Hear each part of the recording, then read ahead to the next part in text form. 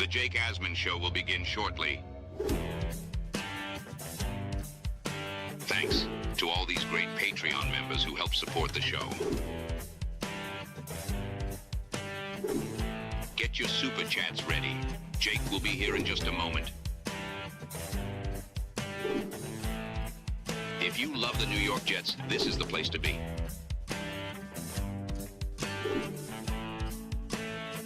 And now, the Jake Asman Show. The good news is the Jet season is over. The bad news is we're still all Jet fans. We'll talk about the latest with Joe Benigno in his final spot after a Jet debacle this season. It's the Jake Asman Show. Let's hit it and get it started.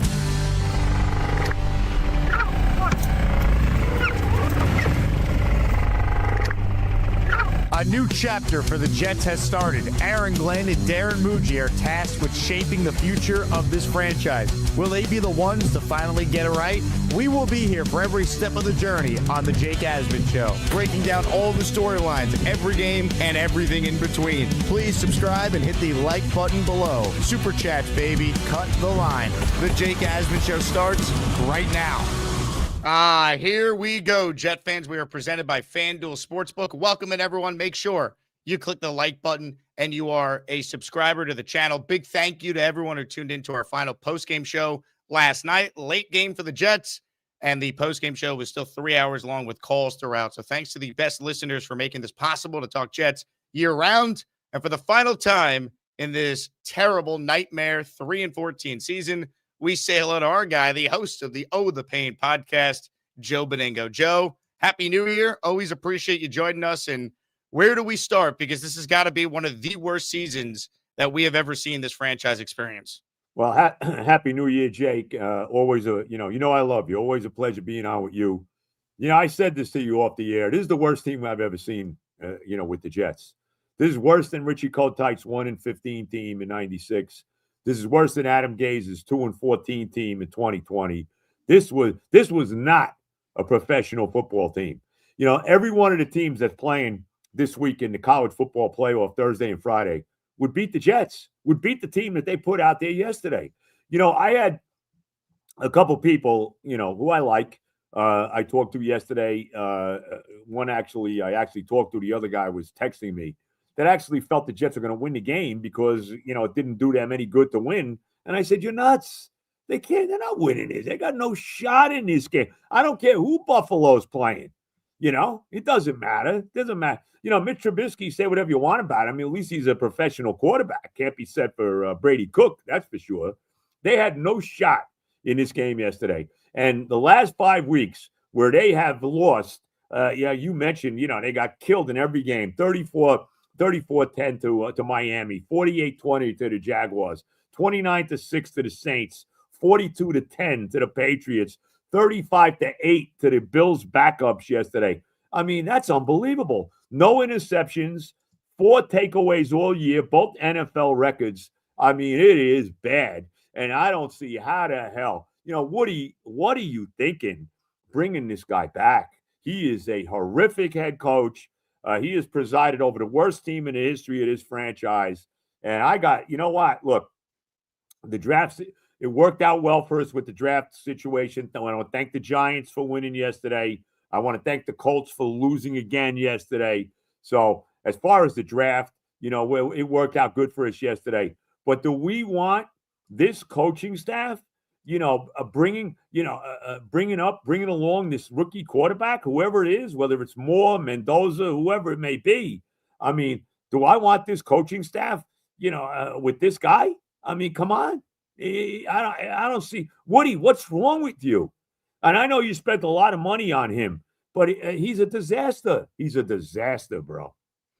Joe, if you think about it, he might have spent money on Glenn, but you know what? He spent $30 million guaranteed on Justin Fields. Yep. Again, Yep. Glenn's making $10 million a year. Everyone seems to think that if the Jets are terrible again next year, and why wouldn't they be with this coach, that he's going to be fired then. So what's the difference in saving $10 million now versus doing it next year when you have your answer that he's not any good? He just presided over one of the worst teams ever. Don't tell me they're tanking. They were 0-7, and we all were alarmed by how it was Right, looking. right. We talk about, oh, they tore the roster down to the studs. They traded 2 players, and they sucked with those players anyway. So, Yeah, like, when you already have agents of some of the top draft picks saying we don't want their clients going to the Jets. Why would they? The Jets have given you no reason to think they have any sort of competent leadership coaching that can handle a young quarterback like a Dante Moore or Fernando Mendoza. It's a joke. The Jets have never been a bigger embarrassment than they currently are right now. And look, I don't think it would have worked with Aaron Rodgers here, Joe, but of course, you knew he was going to go to the playoffs the second he signed with Pittsburgh, and sure enough, that's exactly what happened. Like, every storyline with the Jets is overwhelmingly negative right now,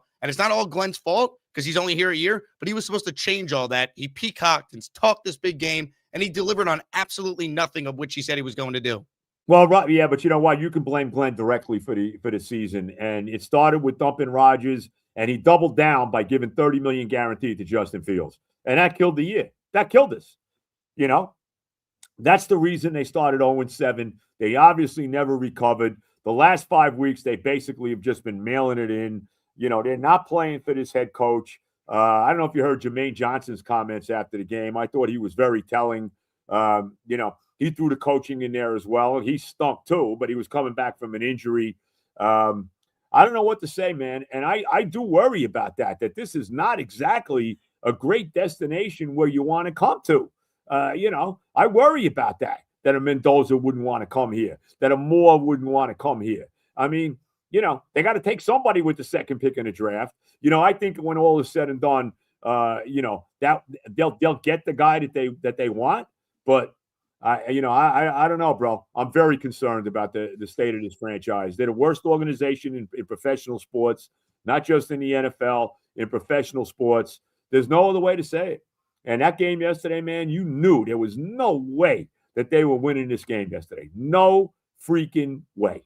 Some alarming stats from just this season, Joe, and where it ranks in NFL history. We know they're the first team to never have an interception. And that's right up there with the Cal Ripken consecutive game streak, Wayne Gretzky's total points, DiMaggio's hit streak. That is an unbreakable record in sports now. That's what Aaron Glenn accomplished in year one. They're also the first team in history to lose 5 consecutive games by 23 points or more. Unbelievable. They were outscored, get this, 20.3 points per game in division games. 0-6, second worst in the current division format, which dates back to 2002, since the 2009 Rams, who were a one-win team.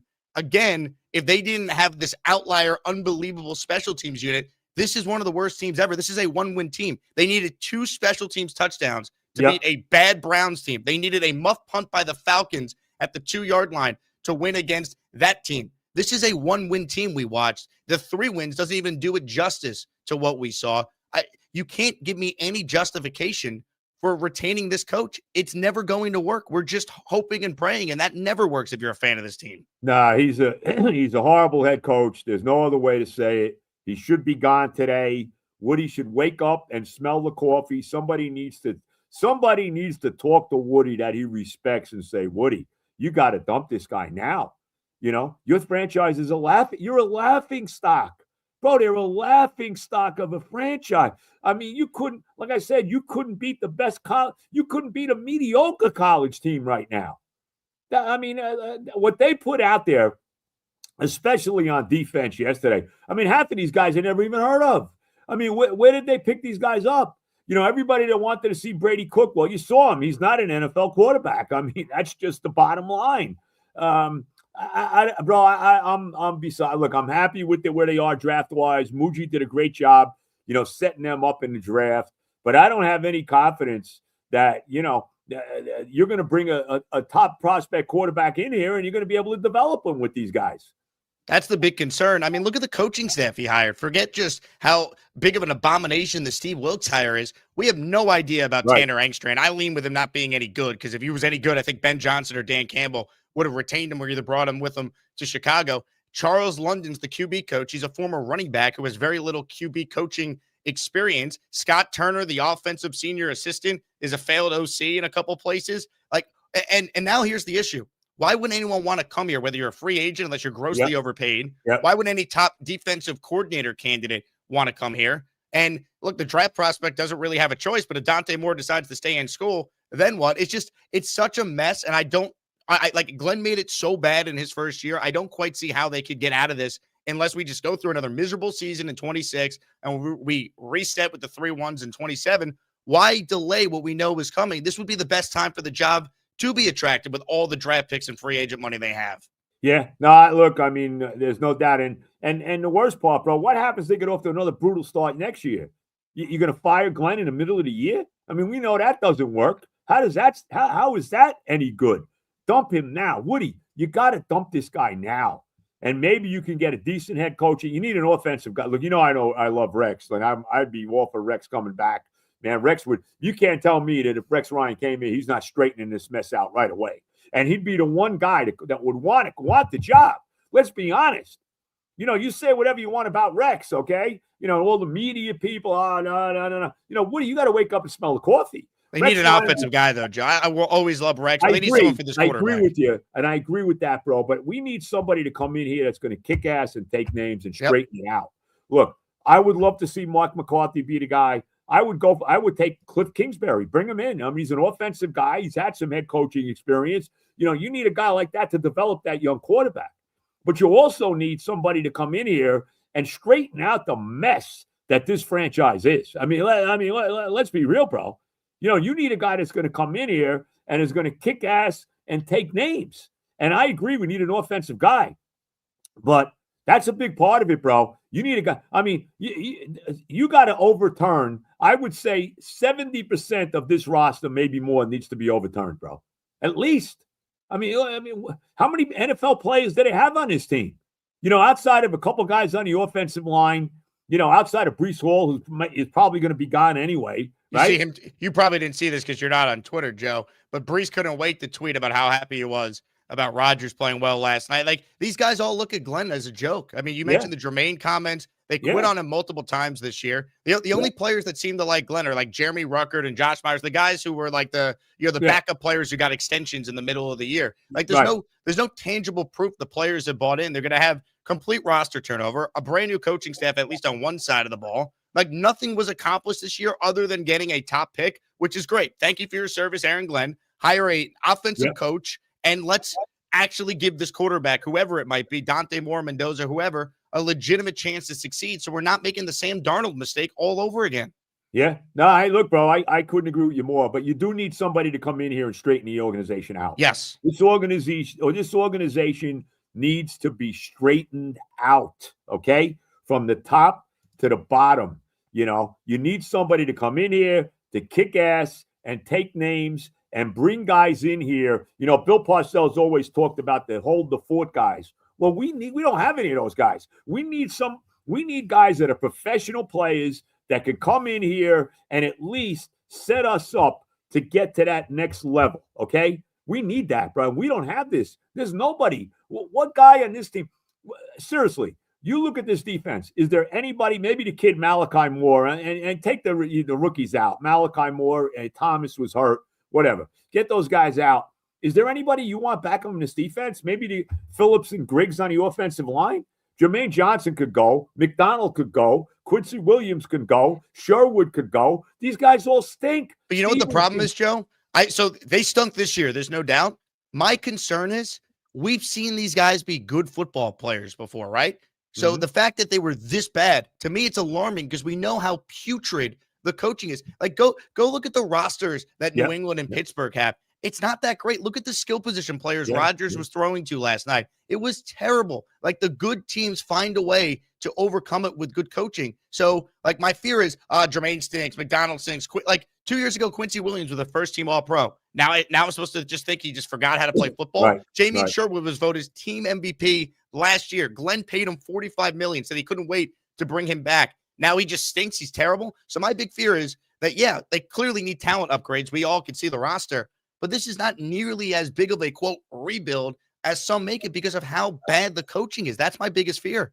Yeah. Well, I think the roster needs a major turnover. Of course it does. But the offensive line started the same 5 guys for every game, and they're still one of the worst offenses in the modern era. Incredible. That really, when you think about that, that's an incredible thing. That was always the excuse for the bad quarterback play. The O-line.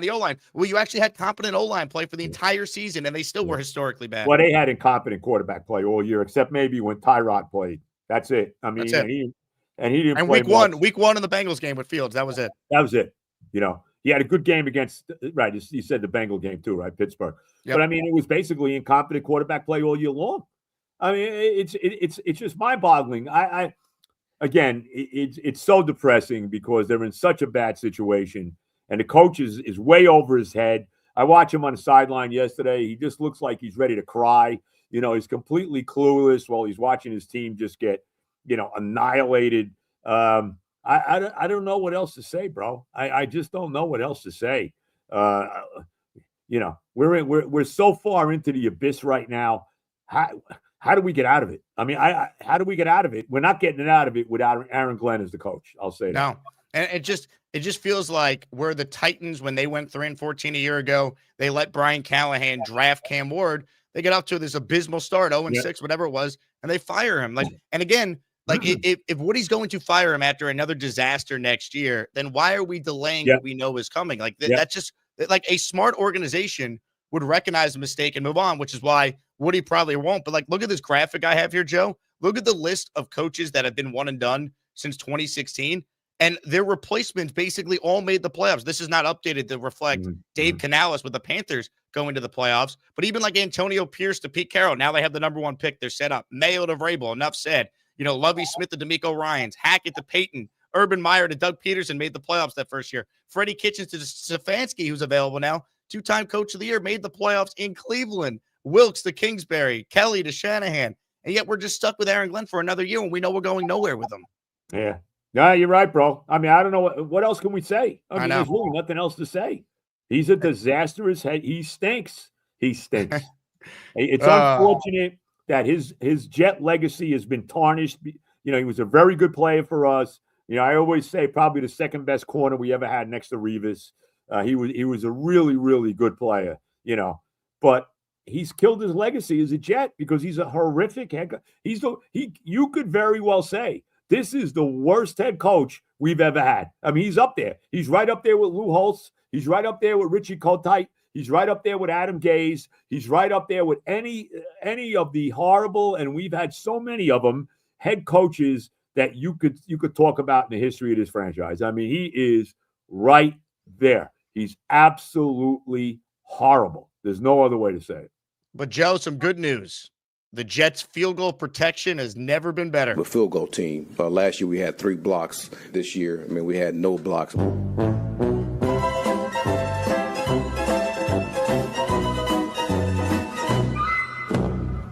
I still can't believe he said that. He's asked for the positives of the season. Did he really say that? He said that. He referenced the fact they haven't had a kick blocked all year. Man, I don't know what. Look, Nick Folk did have a terrific year, but I mean, I can't believe he said that. It's very hard for me to believe. He also he was asked what the Jet brand is, an example of it. He referenced the game against the Jaguars, the specific drive in the third quarter. They're down 40-13 at the time. He referenced how well they ran the ball in a drive in garbage time that ended up with an Isaiah Davis rushing touchdown. And by the way, they ended up losing 48-20 in that game. That was his answer when asked about when the Jets brand that he wants has shown up on tape. Yeah, Trevor Lawrence was running all over him. I think he threw 5 touchdown passes in that game. He looked like John Elway. Now, he's played really great, no doubt. And the Jaguars are a team to be reckoned with in the playoffs. But it doesn't matter who they're playing. It's so and like you said, a division, they're nowhere to be seen in the division. I'm at a loss for words, bro. Yeah, you can't bring this guy back. Is this the worst it's ever been, Joe? Like following this team since the beginning? This is what I told you. It's the worst team I've ever seen. They're worse than the Kotite teams. They really are. I'm sorry. Even that Adam Gase team, they won a couple of games late in the year. Everybody complained about them winning the games because they lost out on Trevor Lawrence. But they beat 2 teams that made the playoffs. They beat the Rams and the Browns. Like I said, the Jets right now couldn't beat the, mediocre college teams. They'd have trouble, winning games in the SEC. They're so freaking bad. Or even the Big Ten. It's really disgraceful, bro. Really, really is. Yep, it's unreal. Some super chats here, then we'll talk about the draft picks because that's all we have. Draft picks and cap space providing hope for this fan base here. Chris says the Jets managed to make Trubisky look like Jim Kelly. I mean, you'd have no idea if that was Jim Kelly, Josh Allen. Right. It didn't matter. Any quarterback will play great against this defense because they quit on the coach and they're never put in the positions to make plays. Look, Trubisky's not great, but he is a professional quarterback. I mean, isn't it? Look, I mean, if Trubisky was available, I'd bring him in next year to be the stopgap guy to the whoever that rookie is going to be. I mean, so he is an NFL quarterback, which cannot be said for Brady Cook. Insane. By the way, this was my favorite play of the game yesterday. I mean, you talk about offensive innovation, Joe. I mean, this play, this was the 4th down play. This was a 4th and 1 play. What was that, bro? This was 4th and 1. What was he doing? Did he know what he was doing? It's unreal. And you're so right about Glenn, by the way. Like the guy that came in puffing his chest, peacocking, he looked defeated. He was like almost in tears at the podium. Oh, but it's embarrassing. Yep. He's been like that for weeks. He looks like he's completely lost. He has no idea. He's not an NFL head coach. There's no other way to say it. He just isn't. Even with the garbage that they put out there yesterday, I mean, at least, if you had a decent coach, they wouldn't have looked as bad as they looked. Let's be honest about it. No, the Jets were better than Jacksonville last year. They were better than New England last year. Like the idea that this is like some massive rebuild and it's like it all starts with the coach and quarterback, and we have neither. And we have no faith that even if we got the right quarterback, this coach would be able to develop that guy. See Sam Darnold. Like that's the biggest problem now. Look, the deciding not to bring Aaron Rodgers back was the beginning of the end. Let's be honest about it. And I put that on, and I yelled about it at the time. I put that on Woody and Glenn. And that was a massive, massive mistake. Look, if they had Rodgers as the quarterback, would they have made the playoffs? Maybe not, but you would have probably not. But they would have had at least a competitive football team, bro. At least a competitive freaking football team. And they don't have that. They're nuts. It's just, it's unbelievable. Like I said, they are the worst franchise in professional sports today. There's no doubt about it. Longest playoff drought in professional sports. But like you even look at them compared to the gap, right? Atlanta's got the second longest drought. They fired Raheem Morris, who won 8 games, won a bunch at the end of the year, and we all thought he was safe. Like they're being proactive and trying to get probably an offensive coach from Michael Penix now. And here are the Jets with the second pick in the draft, all these resources, and you're going to keep a defensive coach who's not a defensive coordinator, doesn't call the plays. His defense is historically awful. The offensive coaching staff hires are an abomination. There's nothing you could point to that says if they draft more Mendoza, they'll be successful next year. The only hope is they could basically do what Caleb Williams did and Trevor Lawrence. They survive long enough to eventually get the coaching they need to have a shot. Right. Yeah. I hate being this negative. I got nothing right now. I'm defeated. How could you? But how is it? It's impossible not to be negative. I mean, really, it's just absolutely impossible. I don't know what else to say. I mean, I've never been this down as a Jet fan. I really have never, and it really all comes down to Woody Johnson. I mean, Woody Johnson is a terrible owner. There's no other way. He's one of the worst owners in sports. There's no other way to say it, and that he's going to let this guy come back. Woody, aren't you sick and tired of looking at this non-competitive garbage? Aren't you sick and tired of seeing 50%, 60% of the crowd in your building, rooting for the other team? Aren't you sick of that? I mean, how much more can we take? It's just unbelievable. He makes Robert Saleh look like he's Tom Landry. I mean, let's be real. I mean, right? I mean, the drop off from Robert Saleh is dramatic with Aaron Glenn.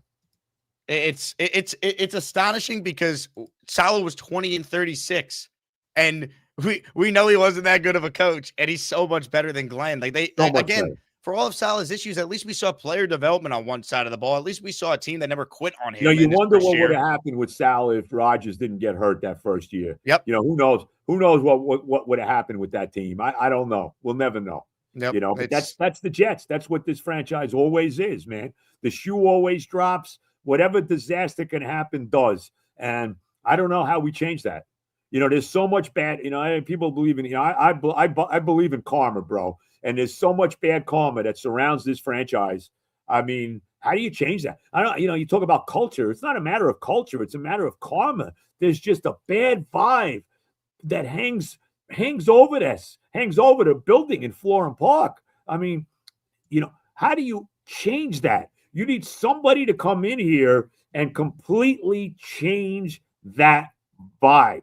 You need that guy. Who is that guy? I told you, I think Rex Ryan would be that guy because he wants to. I know he's not an offensive guy, but he would want the coach. He would want to come in here and change everything. He would come in here, kick ass, and take names, and you would see this franchise be straightened out. Okay, I'm not saying he'd take us to the Super Bowl. He couldn't do it when he was here the first time, but they need somebody like that. They need that kind of guy. They need that, like Bill Parcells that saved us after the Richie Kotite disaster.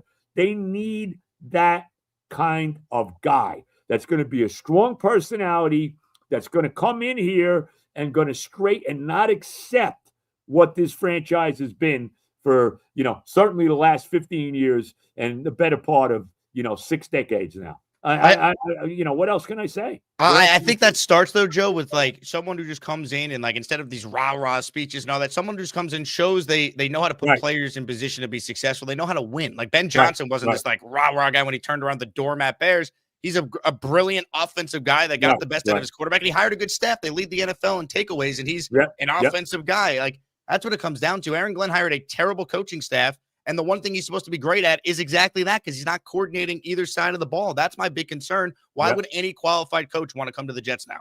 Yeah, well, I mean, I don't know. I mean, I'm sure there's guys out there who would take the job that would look at it and say, hey, look, we got a lot of good draft capital here. I'm talking about assistants. I think head coaches would line up for this job. Yeah. No, I don't know. I mean, I don't know. Who's he bringing in for his defensive coordinator? I have no idea. Who's that going to be? But they need They need somebody to come in here and kick ass, bro. I mean, they really, really do. They need a professional freaking head coach. Mike McCarthy would be my first choice. Mm-hmm. He should have been hired years ago when they hired Gaze. He'd be the first guy I want. I don't know if Cliff Kingsbury would come in and kick ass, but I think he could at least help develop a quarterback from that aspect. They need that kind of guy. They really do. They need that kind of guy. And I don't know where that guy comes from, bro. I don't know. Hit the like button if you're tuned in live. We're talking with Joe Benigno. Reminder, the raffle is tomorrow on the show. We'll give away some sweet signed items. Appreciation to all the Asmaniacs and everyone who tunes into the show. Joe Klecko signed jersey, Darrelle Revis signed jersey, and a signed football by the great Don Maynard. So a Jet Hall of Fame raffle is on the docket. Enter the raffle by gifting a membership or sending in a super chat. I want to get to this one here from Armani because it's a big one. Thank you, Armani, for supporting the show. He says, hey, Jake and Joe, appreciate you both, but if we're being honest, when has Woody made a good coaching hire in the last 15 years? Leadership starts in the front office. Every new coach overrates their ability to turn it around. Blame the 33rd team. I'll tell you what, Joe, I'll have to send you the audio. Mike Tannenbaum and I got into it over Glenn yesterday on our radio show we do, because he was trying to come up with every excuse to defend him, and I just wasn't having it. Well, he was one, let's be honest, with Tannenbaum, too. He was one of the guys that helped hire Glenn. He was. Right? That's his company, the 33rd team. He recommended him. Of course he's going to defend him. How can you defend him? It's indefensible. And I'm glad you got over. I didn't hear it, but I'm glad. I'd be screaming at him, too. Yep. What are you talking about, Mike? What are you talking about? This guy's a disaster. What makes me think that he's changing it all here? It's not happening with him. Let's be real about it. This is all on the owner, man. It's all Woody. Woody, like I said, there's things I like about Woody that have nothing to do with football, and you know what I'm talking about. But as far as him being an owner, he is a freaking disaster. He's a disaster. No other way to say it. Fighter Jet says, if Woody doesn't fire Glenn today, does that mean he's contemplating it? Will he come out and say AG will be the coach next year? How does this work? Who knows? Who knows? I mean, Joe, we've seen coaches get fired a couple days after Black Monday. Yep. Over the last few years, we've seen you and I have done shows together where Robert Saleh was fired, of course. And so I don't know. I mean, all the reports are he's safe, but after that game yesterday and just looking at this offseason ahead, I don't know how Woody Johnson can objectively look at where this team is at and feel confident in his head coach. You know what? Look, I think we got something in Darren Muji. I think we got something with him as a GM. I mean, he brought in a couple guys here, Phillips and Griggs, or whatever it is, who are decent NFL players. He made the trade. The source guard in the trade was one of the all-time fleecings in the history of professional sports. I mean, that he got 2 number ones and this kid Mitchell for him, who I think has some potential to be a solid player.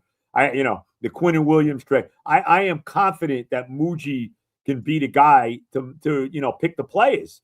But, he's not the head coach of the team. We need a freaking coach, man. We need you don't win in this league. Everybody thought you got to have a quarterback. Well, you do have to have a quarterback, but you got to have a head coach too. If you don't have a head coach, like you said, look at the job Johnson's done with Caleb Williams. Look at the job Cohen's done with Trevor Lawrence. I mean, you go right on down the line with these guys, right?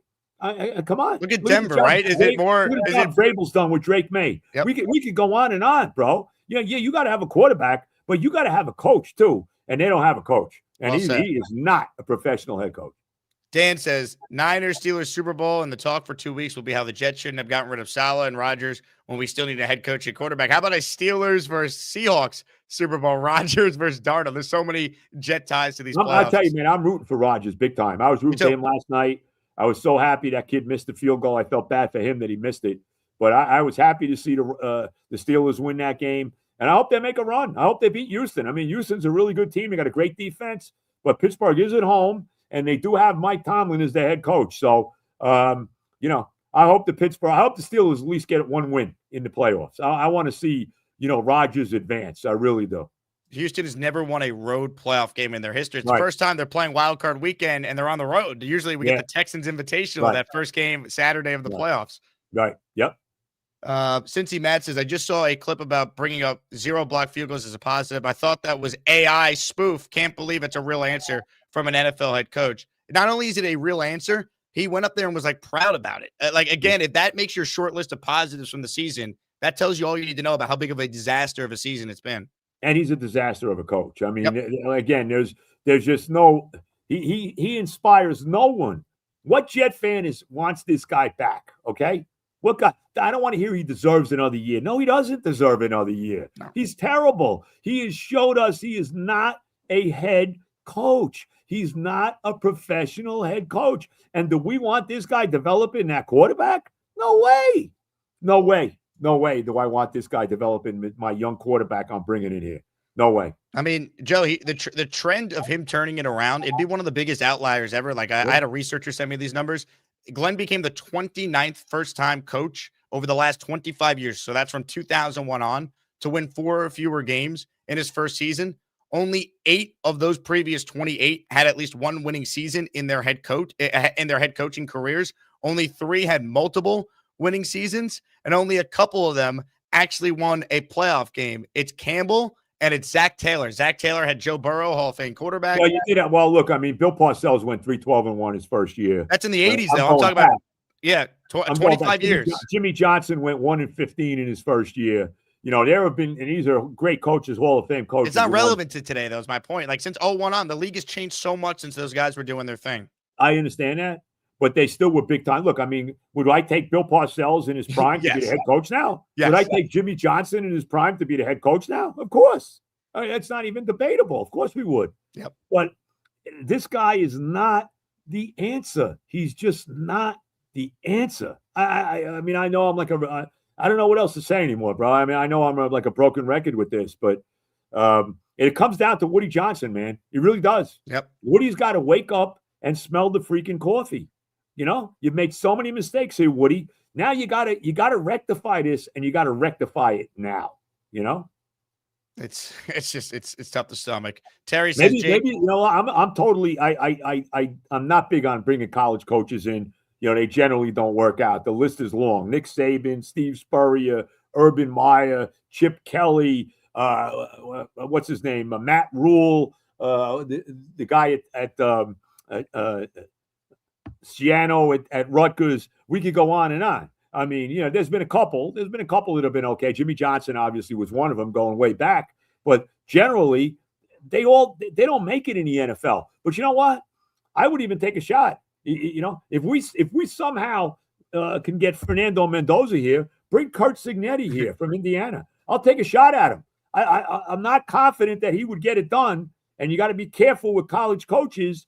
But hey, why not? I know he signed a long-term deal with Indiana, but to get into to move to the NFL, I'm sure that's a breakable contract. I take Marcus Freeman too from Notre Dame. He just signed a long-term deal too. I would take him too. But you got to be careful with them. But boy, I got to believe either of those guys would be a hell of a lot better coach than what we have now.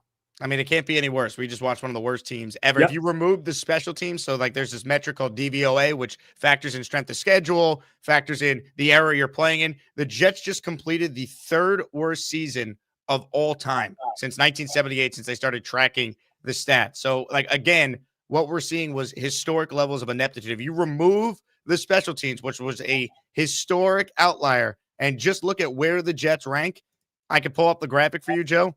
Look where they are in the history of some of the worst teams ever. The 05 Niners, the 91 Colts, who averaged 9 points per game, the 08 Lions. Like, again, this is what Aaron Glenn put together. And don't tell me, people, oh, they're tanking. It should never look as bad as it did. And they were started 0-7 and looked horrible when they still had their quote-unquote good players anyway. Like, this is a list that Aaron Glenn is on, and people could pretend like it would just magically get better with draft picks and cap space. It won't if this head coach remains. Yeah.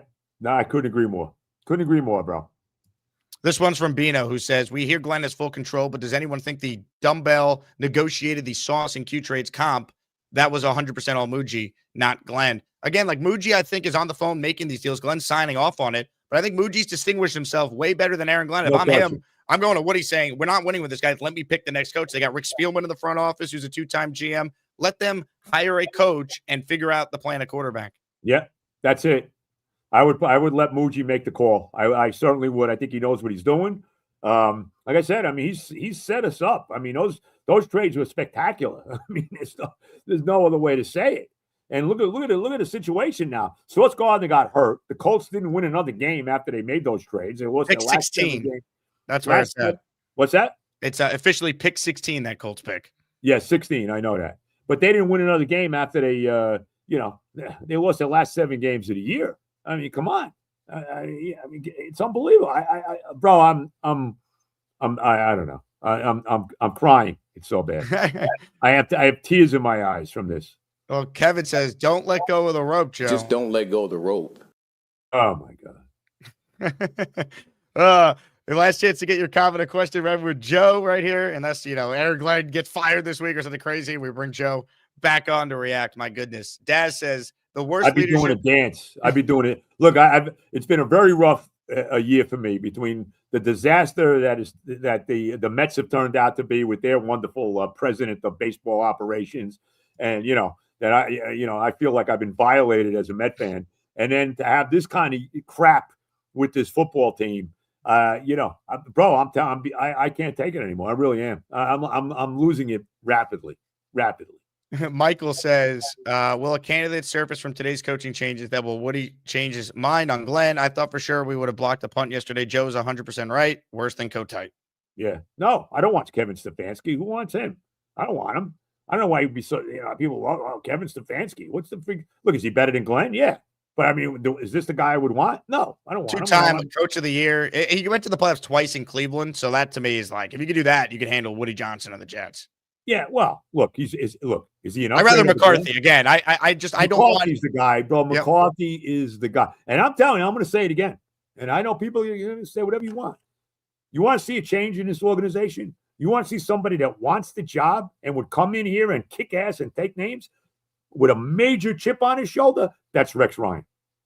I'm telling you. I know he's not an offensive guy, but I'm telling you right now, I want this is a guy that would want the job. There's no doubt about it. And would come in here and say, I got unfinished business here. This team we got to make an overhaul on where this franchise is right now. Now, I don't know how we'd work with Muji. I don't know, because Muji would have to stay and he'd have to understand that.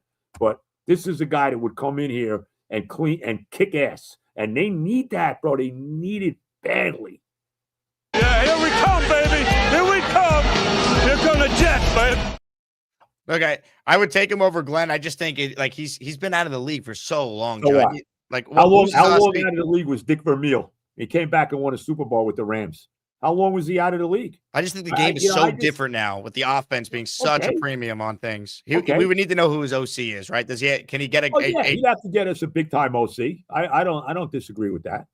Unfortunately, Brian Schottenheimer is not available. He's the head coach now. I would run it back. I would take him. I would, believe me. Wouldn't you take him back as the offensive coordinator? I would. Yeah, I mean, again, to me, the only coach that I think distinguished themselves this year is the special teams coordinator, Banjo. Everyone else I have major questions with. Yep. Bino says, guys from this D will sign with San Fran and be an all-pro in 2026. Jack says we are upside down with no hope. I think the only guy who would leave us and become even better than he is, it would be Breece Hall. He goes somewhere else, he'll turn into what Saquon Barkley did in Philadelphia. I do feel that. I don't know about these other guys. I don't know how good Jermaine Johnson is. I don't know how good Will McDonald. By the way, they took Will McDonald over Jackson and Digbo. Okay, how's that? Okay, all he is the offensive player of the year. I think he almost got 2,000 yards receiving. Give me a break. Okay, give me a break. That's another disaster. Will McDonald. Aaron says the key is having Benigno on the show. Every time he's on, a good fire always happens. I mean, we've been through a lot of different fires and crazy things. Wilkes this year, Salah last year. It's unbelievable.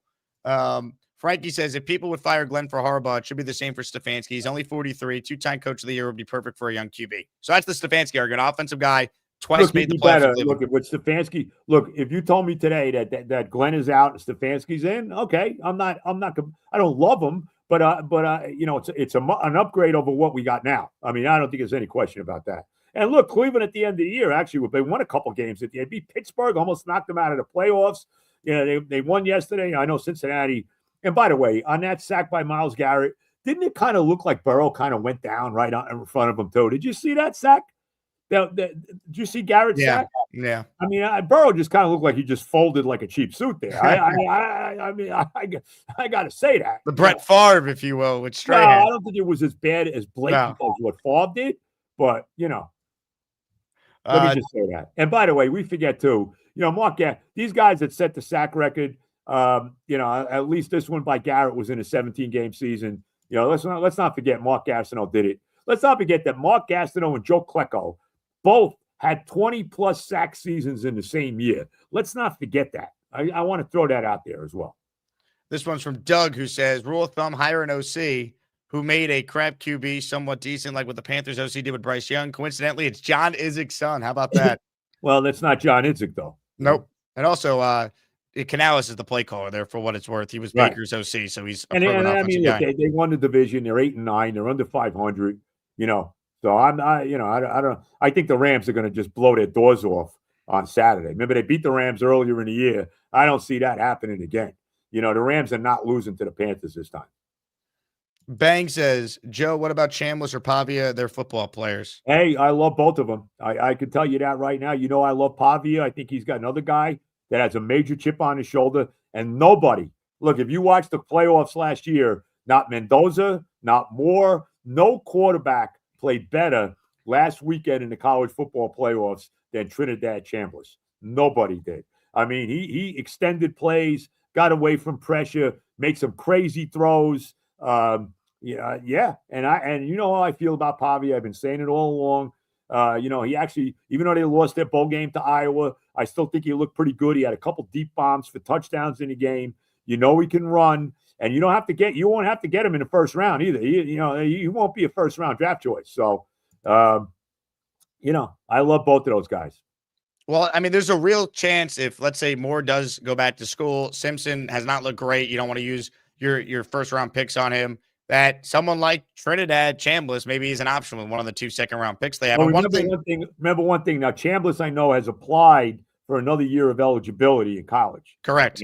There's rumors that he's already in the transfer portal to go to LSU. Now, I don't know if and that's a very weird situation. Ole Miss, the guys coaching the team, Charlie Weiss Jr., the offensive coordinator, and about 4 or 5 other coaches are all going with Kiffin to LSU, and they're still coaching at Ole Miss, which is crazy. I don't know. Who knows how that's going to play out? But if Chambliss doesn't get that eligibility and comes out, he'd certainly be a guy I'd be interested in. No doubt about it. D. King says athletic reporting Glenn's back. I mean, ESPN said yesterday Schefter. I mean, here's all you know. Yeah. Adam Schefter on NFL Countdown was like laughing, telling Mike Greenberg that, Glenn's coming back. Like went through all the different things that we've covered about the blowouts, the lack of interceptions, everything we hit on, and then said, but the Jets are going to stick with them. That's the plan. And it's just like everyone knows that there's such a joke, and it's just, except Woody. Except like, how did Aaron Glenn con Woody Johnson into thinking he's got this great plan and it's going to magically look better next year? Yeah. No, look, the only reason that because I wanted a veteran coach. Yep. I eventually signed off on Glenn because he was a former Jet and he wanted the job. But now we've seen him. He's got to go. There's no doubt about it. Joe, let's talk about the playoffs before we say farewell to you. Here's the wild card weekend schedule here. Right now, what would be the Benigno Super Bowl pick? I'm still going with Buffalo. I think Buffalo's getting there. I think the fact that Buffalo has to do it on the road, I think I don't know. I just got a feeling about that with Josh Allen. You know, he doesn't have Kansas City to go through. He doesn't have Lamar Jackson in here. I would not bet against Buffalo. I think they're going to beat the Jaguars. I know the Jaguars have been red hot, but they're due to lose. They won like 8 or whatever it is in a row. So if you ask me right now, and I don't know what the number is on Buffalo, I know they're not the favorite. I would take a flyer on the Bills. As far as the NFC is concerned, I'm not sold on the Seahawks. I got to tell you that. I'm just not. Honestly, bro, I like the Rams. I like two teams that are coming out of the wild card. I really do. I like the Rams and I like Buffalo. Crazy. I like it. I like it. I actually think Seattle's going to get to the Super Bowl out of the NFC. We'll see. When they're at their Here's best. The bottom line, bro. Seattle's going to probably have to beat one of their division rivals to get to the Super Bowl. Probably. Probably the Rams or the Niners, it looks like, right? Yep. Yeah, well, that's the matchup. One of those teams they're going to have to beat to get to the Super Bowl, and I'm not so sure that's going to happen, even in Seattle.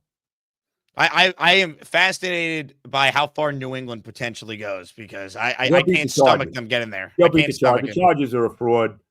Even with Herbert back, and Harbaugh as the coach, they have no offensive line. Their offensive line is all banged up.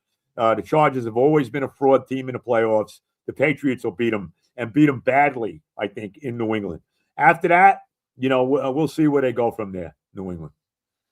Joe, this has been a nightmare season, but man, it's always fun to get you on. It's therapy for a lot of us. So I love you, Jake. Jake, I love you, man. It's been a very tough run between the Mets and the Jets now. The Knicks are a good team. They're in a little bit of a downswing right now. They lost 3 games in a row. It doesn't really matter. So, but it hasn't exactly been a great time for me with my sports teams. There's no doubt about that.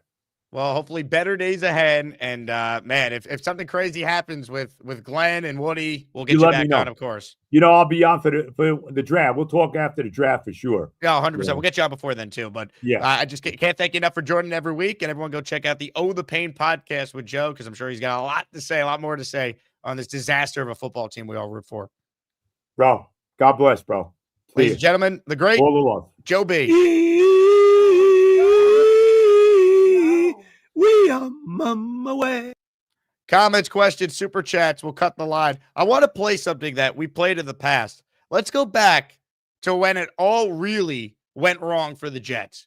When Aaron Glenn said, "See you later" to Aaron Rodgers. And it's not that I was, hey, you got to bring Rodgers back, but it's this right here was the warning sign that this head coach didn't know what he was doing. This was Rodgers on the McAfee show, reminding us all how his meeting with Glenn initially went down. I meet with the coach. We start talking. He runs out of the room. I'm like, that's kind of strange. I was like, then he comes back with the GM. And I'm like, all right. So we sit down in the office. And I think we're going to have this long conversation. I've flown across the country. And 20 seconds in, he goes, literally, I'm talking to the GM about something, and he leans to the edge of his seat and goes, "So do you want to play football?" And I was like, "Yeah, I'm interested." And he said, "We're going a different direction at quarterback." And I said, and I was kind of shocked. Now, not shocked because I didn't think that was a possibility. Listen, of course, they want to move on. That's totally fine. But shocked because I just flew across country. You could have told me this on the phone. If we weren't even going to have a conversation, and this is verbatim exactly how it happened. So I said, huh? And he goes, "We just want to know how you want it released, the messaging." And I said, verbatim, "I don't give a shit about the message." And I said, "Why?"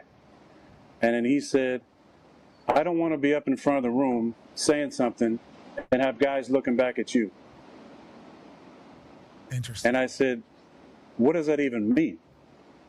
Are you assuming that I would be in the back of the room during a team meeting undermining what you're saying?" I said, "You don't know me." And he said, "You don't know me." And then I said, "Exactly," which is why I flew across the country to have a face-to-face meeting with you to talk about my experience with the Jets and to hear your vision for the team. 20 seconds in. What I thought was going to be a couple-hour meeting turned into like a 15-minute meeting, and I walked out of there. A joke. And again, he has every right to move on from Rodgers, but the way it was handled, it just gives you a warning sign of like, that's how you want to go about it? That's how you want to disrespect a Hall of Famer? You're too good to even have a conversation with Aaron Rodgers about the team? And Jet fans at the time, oh, yeah, this is awesome. He's sticking it to Rodgers. It's like, really? You know, the guy who wanted to be a Jet, took the largest pay cut in NFL history?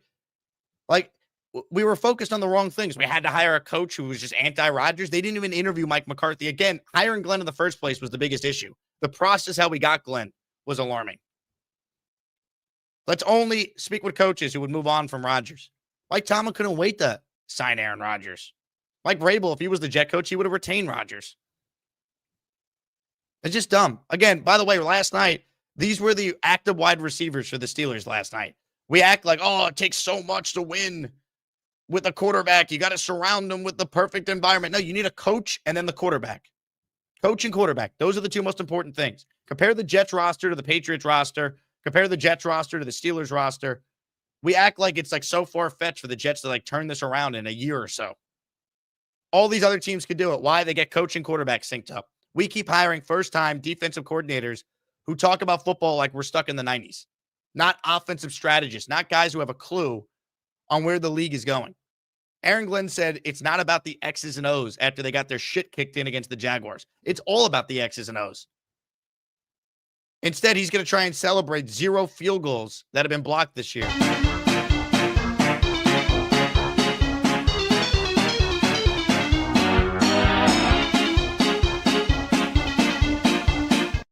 All you need to know about Glenn is Quinnen Williams, who's never been a malcontent, couldn't wait to get out of here because he saw what was happening.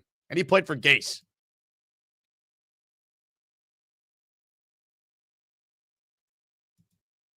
It's incredibly unfortunate.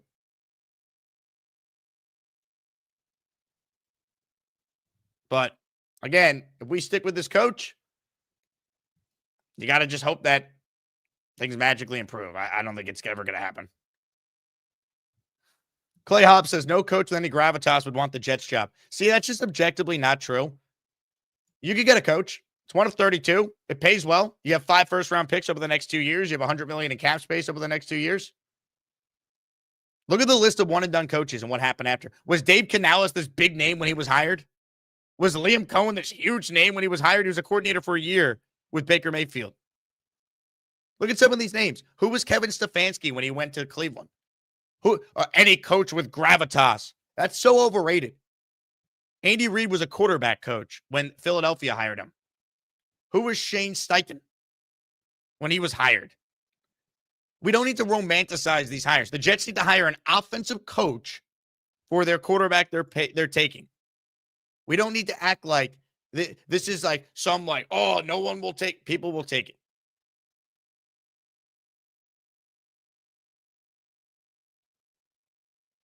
Like, just hire the coach that can help develop your quarterback, and we'll figure out the rest.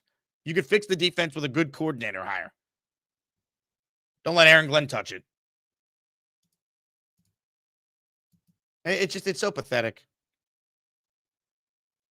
PVM checks in. Friendly reminder, we have the first pick in the second round. Lots of good options if we trust the GM over AG. Let's pray they don't murder our corpse. Yeah, I mean, look, the reality is they have all the ammunition to turn this around. But if you don't have the coach, it's just, what can you really do?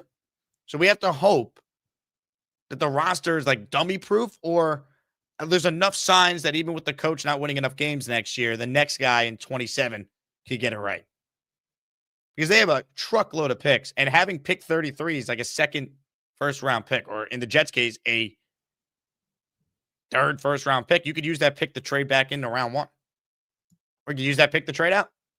Teams will come up after night 1 for who's ever left over after the first round. Jets could clean up nicely. If Moore doesn't come out, I'm all for trading out.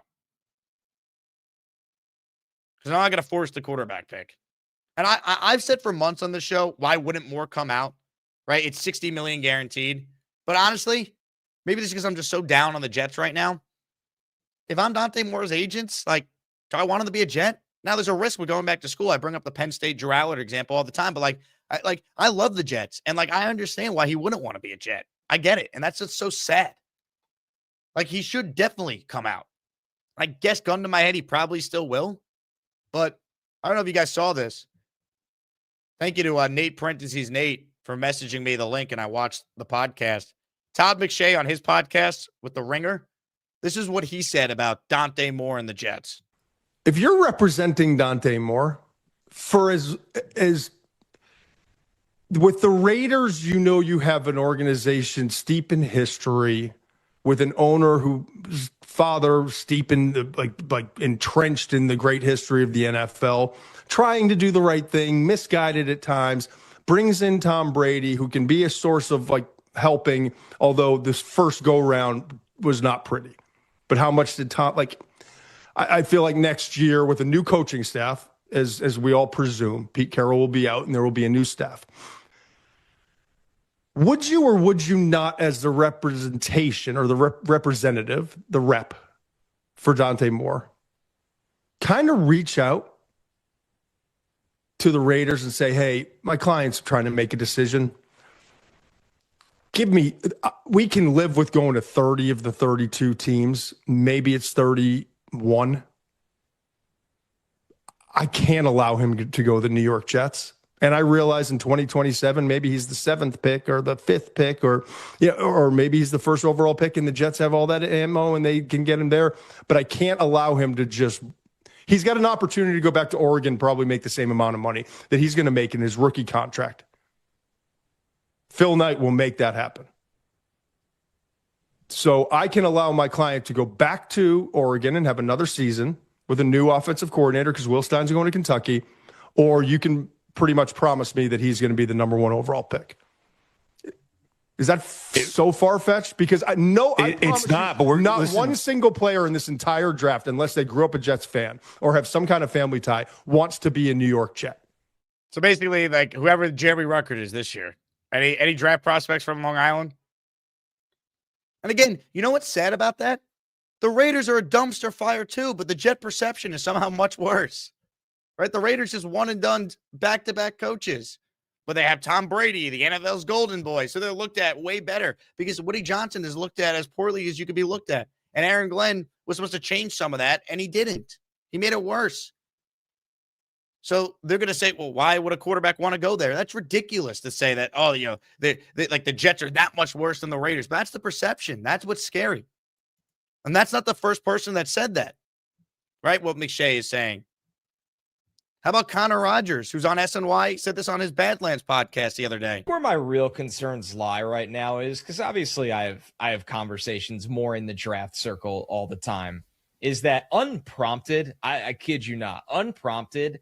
I've had agents already say to me this year, and I'm not talking about agents with 7th round players. Okay, let me make that very clear. Agents say to me they want nothing to do with their prospects going to the Jets, and that's tough when you hear that. And let's be real, more often than not in the draft, that's the reason the NFL draft exists, those are largely out of your control, but it doesn't make you feel good when they feel that way, right? Yeah. Like you're looking at it and they're like, man, like that's the last place I want my guy to go to. So it goes back to exactly what you just said, that Glenn has a lot of work to do to sell this as a viable place to play. Man.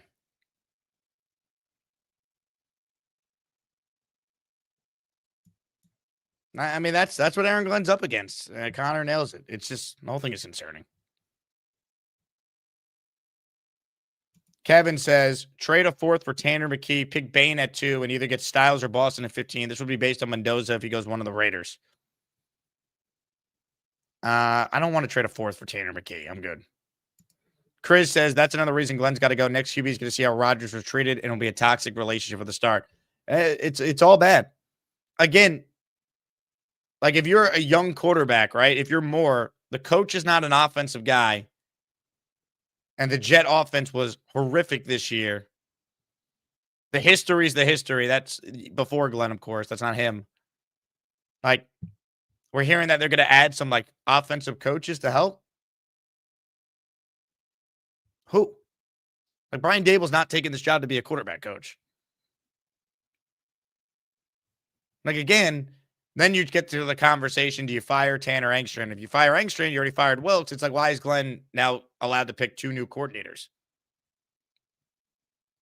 It doesn't make any sense. Jay says, Brees tweeted about Rodgers last night. I wonder how bad it was between Wilson and Rodgers. Everyone else seemed to have love besides Garrett. Yeah, I mean, I heard that everyone liked Rodgers. We know this. I mean, they voted him most inspirational the year he was out. Jack says, no news from the Jets, maybe contemplating. You can only hope. Bang says, McShay's upset we fired his Richmond buddy, JD. I know McShay and Joe Douglas are close for sure, but that's why I wanted to play the Connor Rogers sound, because Connor's a Jet fan. Like, he roots for the Jets. He's one of us. It's not just McShay saying that. That's the unfortunate reality where we find ourselves in, rooting for this team. Jets Johnny says, go Chargers. Amen.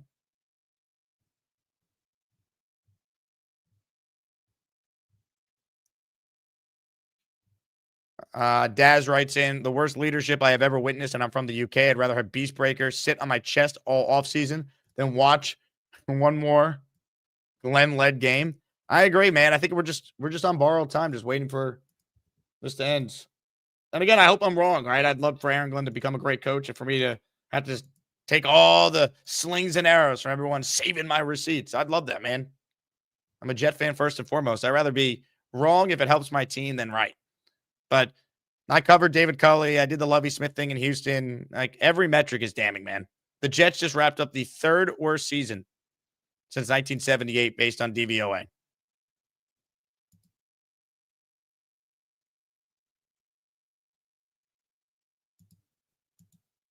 It's not normal what we watched. And they couldn't even get the number 1 pick despite being this bad. That's what's amazing. like, even when the Jets are this bad, somehow they weren't just quite bad enough. Isn't that amazing?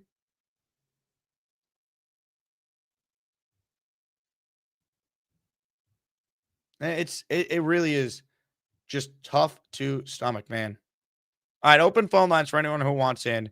Comments, questions, your super chats will always cut the line. We are going to give away a Jets Legends jersey at the end of the show. Right now, no one has gifted a channel membership. So if you're the first person to gift, we'll double it. 5 is 10, 10 is 20. You pick the legend jersey that you want. We got Namath. We got Klecko. We got Curtis Martin, Wayne Corbett, Nick Mangle, Darrell Rivas. We'll enter you in the raffle at the end of the show. And then tomorrow on the show, guys, we do have our weekly raffle, signed Maynard football, signed Rivas jersey, and a signed Joe Klecko jersey. All right, let's get to some calls. Appreciate all of you. Gusbuster Umbrella Hotline. Let's say hello to always someone who brings the passion. Alex in DC, who's today first my today. first day back. Yeah. Jane. Nah, ain't nothing. That's what I said. I know. Hello? Hello. Oh, sorry, I'm at work. Okay. What's up? Let me so here's the deal, Jake, right? And you first off, I watched your interview with what's his the OGM. Yeah, Tannenbaum. You hit everything on the head. I want to thank you so much for being aggressive with that, man, because he's invested in this situation. So he's like defending his choice, I guess you could say, which, whatever. 100%. He'll never be negative about Glenn because he helped hire him. So he needs it to work Exactly. out for the 33 team. So it's a major conflict of interest when we do the show because he's going to take his side no matter what. So I had enough yesterday. I wasn't going to sit there and listen to it. And then I'm so glad you just played the 2 clips, the McShay and the other guy, because I watched those and I'm like, this is exactly what the issue is that, let's say Dante Moore, he has a family, he has a father, he has a mother, he has an agent, he has a head coach who care about his interests. And if that's my son, that's my player, that's my client, I'm sending him to the best situation possible, and I'm going to play my cards accordingly. And what the hell am I sending him to the New York Jets for? It doesn't make sense. So that's why all of the decisions, we have to circumvent all of these issues, right? So that's why we have to have a plan that we can sell and say, hey, I know we're the New York Jets. I know, trust me. But here, this is what you can lean on. We have this head coach. We have with some type of cachet. We have this offensive coordinator. We have this quarterback coach. We have these picks, so on and so on. You cannot sell Aaron Glenn and this staff and this regime and this ownership and this go on and go on and go on. You cannot sell it to any prospect. If I'm Dante Moore or Mendoza, because what I'm hearing is it's not even a lock for Mendoza. Dante Moore may go first. You know what I mean? But if you're one of these guys and you got Phil Knight money that he can say, hey, don't go, come back. I'll give you $5 million, $6 million, $7 million. Maybe you could have a situation where you go to a better team next year. He's gonna pull his cards on that, or he could pull a Eli Manning or whatever it is. We have no leverage. We're bad, and this is what I'm concerned about. This is what I'm concerned about is that you know we're gonna be picking second, and there's gonna be no quarterback to take. We have to fire Glenn. We have to. It's incompetence. There's nothing to lean on to say that this guy can develop our next quarterback, and that is what the issue is. If we were the Patriots, let's say, and we had thing, I would be open to giving him another year. But the fact that we're the Jets, we cannot risk it. We cannot. We have no leeway to risk it. That's my point. Yeah, I mean, I can't argue with any of that because we get to a point where like the damage is so severe in year one, you question now the quarterback situation, right? That player being put in the wrong position to have a chance. You question now they need to fill like the defensive coaching staff out. Like why would a top defensive coordinator candidate want to work for Aaron Glenn when he's on the hot seat? Any coach, like, anybody, a player, a coach, anything. Yeah. If free agent wise, you're gonna just have to severely overspend. Like he did such a bad job this year. So the only argument the Glenn defenders make is it's a year or who would want the job. Really, anyone. If you hire an offensive coach, that will allow you to at least develop a quarterback you take and have a better chance. Like again, like you could find someone for this job. The idea that no one would take it, I think, is silly. The biggest issue I have, Alex, is it's not like we could hold our hats on one thing Glenn does well as a coach that like give you some level of optimism. Like he was an abject failure from the beginning. Like there was nothing he did well this year. He hired Chris Banjo. That's it. Mike Vrabel retained Jeremy Springer in New England, and Gerard Mayo was still fired. Like you could keep the special teams coordinator. Again, if you remove special teams and just look at the worst teams by DVOA since 1978, the New York Jets are the third worst all time. It's insane. And here's the thing. I'm listening to your interview with Tannenbaum yesterday. And I'm like, Jake is like talking as if he's me. I mean, this is crazy. His entire argument, well, and I'm not trying to crush him because I know you work with him or whatever. This is not necessarily an anti-Tannenbaum thing, but I disagree with him in this. So it's just a friendly, back and forth. His entire argument is, well, they're tanking and then this. What did you expect? They should, but you're like they started 0-7. They started. We're not judging him just on the last 4 or 5 weeks. We're judging him on the whole. The last 4 or 5 weeks happened because they started 0-7. He made bad in-game decisions. He did not know time clock management. He did not know field goal. I mean, this is a bevy of issues that you and like you said, what can you lean on to sell this to a new coach right now? If you fire him, then you have an argument. I can sell this like anything. We got a bunch of draft picks. We're gonna bring this coach in. We're gonna, whatever. But with this regime, what has he proven? And here's the thing. Guys talk about like an Al Harris or something like that as a defensive coordinator. I don't know these guys. I don't know Aaron Glenn from a hole in the wall. I don't know Al Harris from a hole in the wall. But I do know some professional athletes, and I know their psyche. And Al Harris, who's pretty much was the same level of a DB that Aaron Glenn was, not quite a Hall of Famer, but a damn good DB for a long time, who played in Pro Bowls, who played in playoff games, et cetera, et cetera. These guys come with egos, man. I don't know if they're going to gel, if they would gel together. You know what I'm saying? Like, it's stuff like that just bothers me. I'm like, how you keep Glenn? How do you fix this? If you keep Glenn, we're going to end up in the same. I remember, and I'm sorry, I keep going, I'm talking fast. I remember, I don't know who it was, but there was like a report when we traded all these, when we did all, rinse and repeat, 2022 or whatever it was. We had all these draft picks and we drafted Zach Wilson. I remember one of the coaches or somebody from the team, it was anonymous, who was like, "Hey, we have all these picks. If we hit on Zach Wilson and flop on all the other picks, we'll all still be here. But if we hit on all the other picks and flop on Zach Wilson, we're fired." And guess what happened? They hit on all of them. Brees, Garrett, Sauce, all of these guys. They hit, but they failed on Zach Wilson, and they all got fired. We're about to do the same damn thing all over again. We're gonna have all these picks. Oh, we have all these picks. Great, great, great, great, great. I don't care if you draft fucking, 6 Hall of Famers. If you flop on that quarterback pick, we're going to be going through the same thing all over again. And in 4 years, we're going to be trading them again for X amount of picks, and we're going to be doing the same thing all over again. We cannot afford to risk it. That's my point. Alex, hell yeah, man. Love the passion. Let me give you a little bit of some positivity. They did get through the year without any field goals being blocked. All right. Oh, God, I forgot about that one. Okay, I got to rethink my position now. Okay, thanks for that.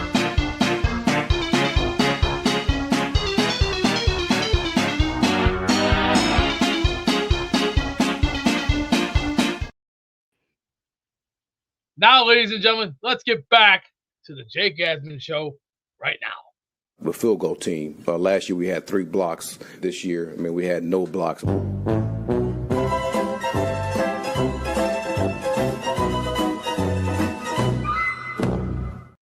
Again, some people want to retain this coach. I don't get it. I don't get it. I respect everyone's opinion. I don't get it.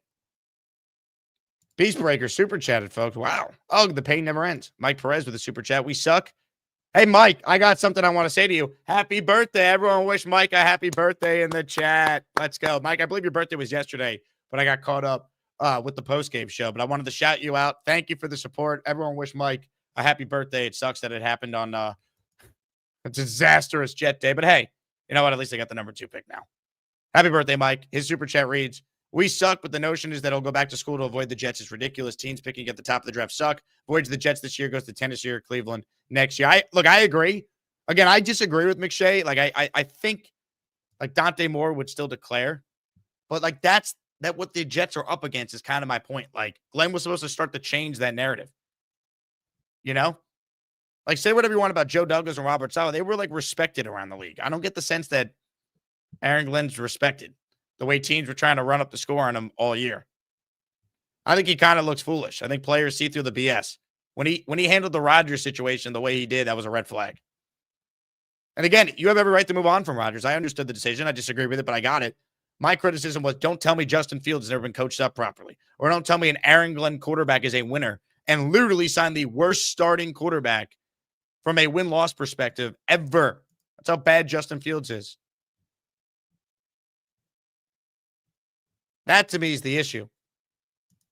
When this head coach has the audacity to say this, there should have been way more red flags, but everyone wanted to believe because he's a former Jet. Look for in a quarterback? What's an Aaron Glenn quarterback? A winner. He's pathetic. What do you look for in a quarterback? What's an Aaron Glenn quarterback? A winner. So let's sign Justin Fields, who Mike Tomlin benched when he was actually winning games. They were 4-2 with him. It's just, again, people will defend anything with this team. I don't get it. I used to be that. I won't do it anymore. We know a mistake when we see it. We don't need to lie to ourselves. Let's say hello to Jack. He's up next on our show. What's up, Jack? What's up, Jake? Yeah, you talk about all the people who are defending Aaron Glenn. There's very few of them, but if you look at the common theme across the people who are defending bringing Glenn back, it's everyone who has something to lose, right? Mike Tannenbaum probably made $5 to $6 million placing Aaron Glenn in that seat. He obviously can't go back and push for him to be removed. And then it's the beat writers, right? The beat writers are going to die on the hill of defending Glenn because they have to go sit in front of him a couple of times a week, get information so they can print whatever propaganda they're going to print. And because the coaching textbook says that firing a head coach after 1 year is bad. They're a bunch of cowards. No, they've never been less relevant in terms of shaping perception across the fan base than they are today. And they're just not going to torch their sources or their relationships with the team by Well, the pushing last for thing is the Glenn to be biggest out. thing, Jack. Like that, like I'll certainly let you finish. Great point so far. The biggest reason why the beat reporters in particular, not columnists, but beat writers, will not say things negative about Glenn or call for him to be fired.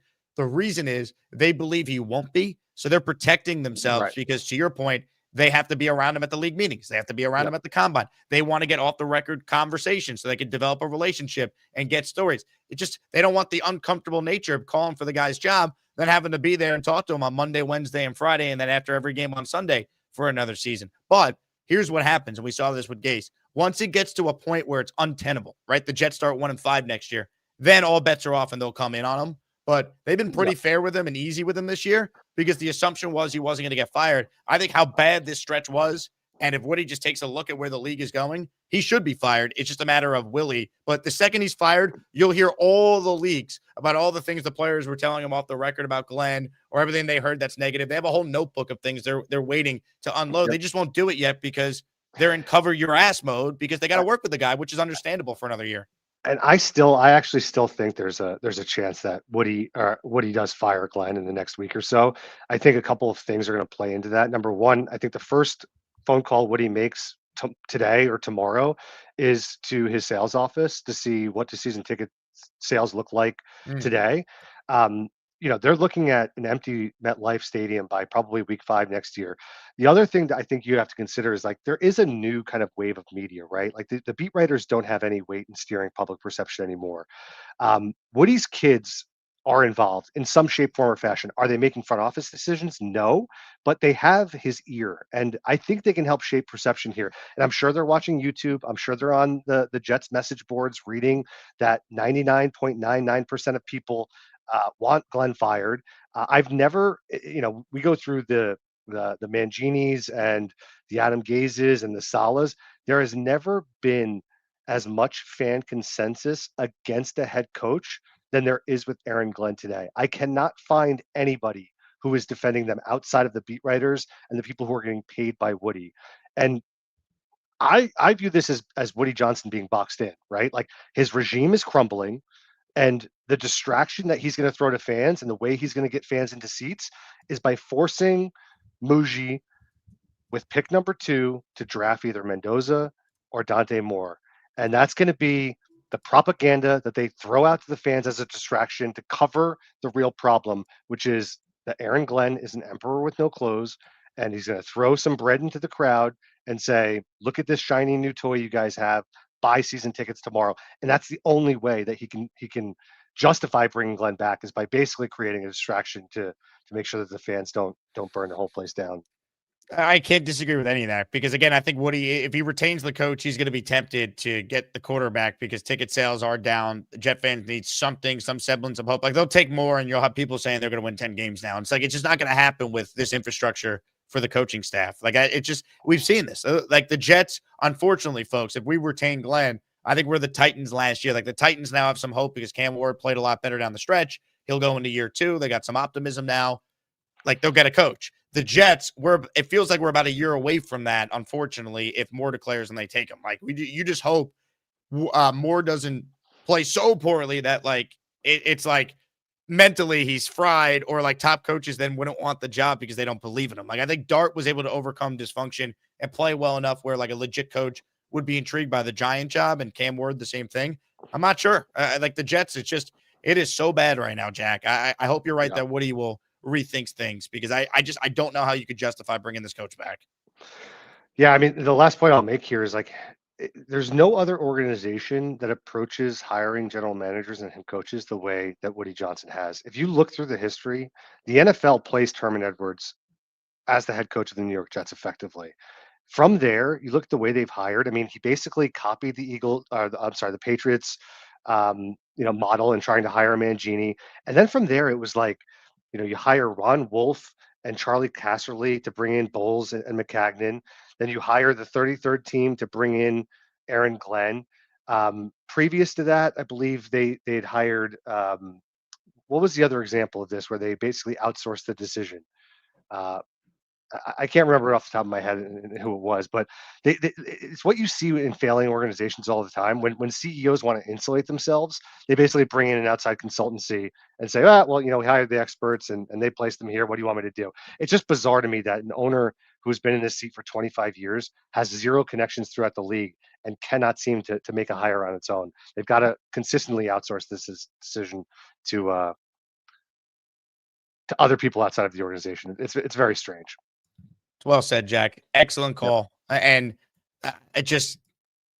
it starts at the top. We all know it. Again, I want to play something that was said by a Lions fan who covers the Lions on this show, because what he said about Aaron Glenn, it's only aged better as time has passed. Hey, how's it going, guys? A Lions fan here. Wanted to You want Aaron Glenn back? No, absolutely do not want Aaron Glenn back. I definitely feel your pain. Aaron Glenn is definitely not the head coach material for your team. And I am sorry that you guys got bit on this lie. Aaron Glenn in Detroit was extremely arrogant, would never change his ways, but his in-game play calling is atrocious. Not scoring before the halftime twice? That's crazy. This is how he is, Jets fans. He has a way and he doesn't change. I could tell you for 3 years, the mobile quarterback would rip our defense up, do something, make a change, bench players. He wouldn't do it. Years of this. Guys, I think you got Matt Patricia 2.0. When we restarted compared to what you guys is completely different. We basically got a new owner. We got a new general manager. Chris Spielman came in and helped out. We brought in a bunch of Lions former greats.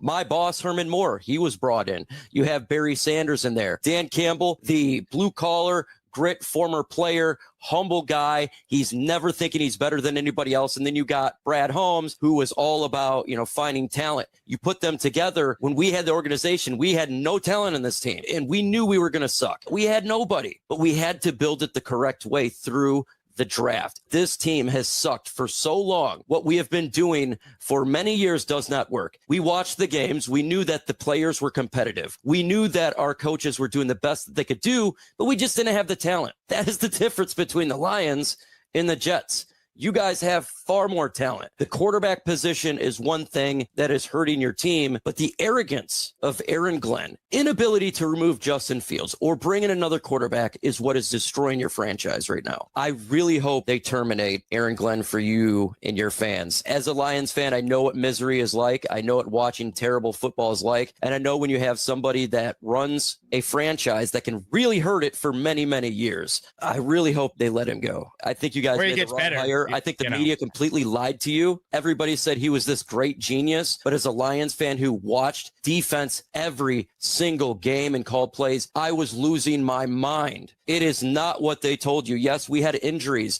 Can't discount all the other years that he was with us. Our defense was trash the whole time. It was 31, 32, 30. And then now we get Shep come in, and it's doing great. You guys do got talent. You're going to have a high draft pick, but they got to cut the cancer out. We appreciate it, Mike. I'm definitely rooting for the Lions and their fans, another tortured franchise. I mean, again, he's not wrong about Glenn's defenses in Detroit. We've covered this on the show. It's painful, man. Again, I will root for Aaron Glenn, assuming he's back. I have no choice as a Jet fan. But if he ends up becoming a good coach, he'd be a historic outlier, folks. He's the 29th first-time NFL head coach in the last 25 years to win 4 or fewer games in his first season. Only 8 of the previous 28 head coaches had at least one winning season.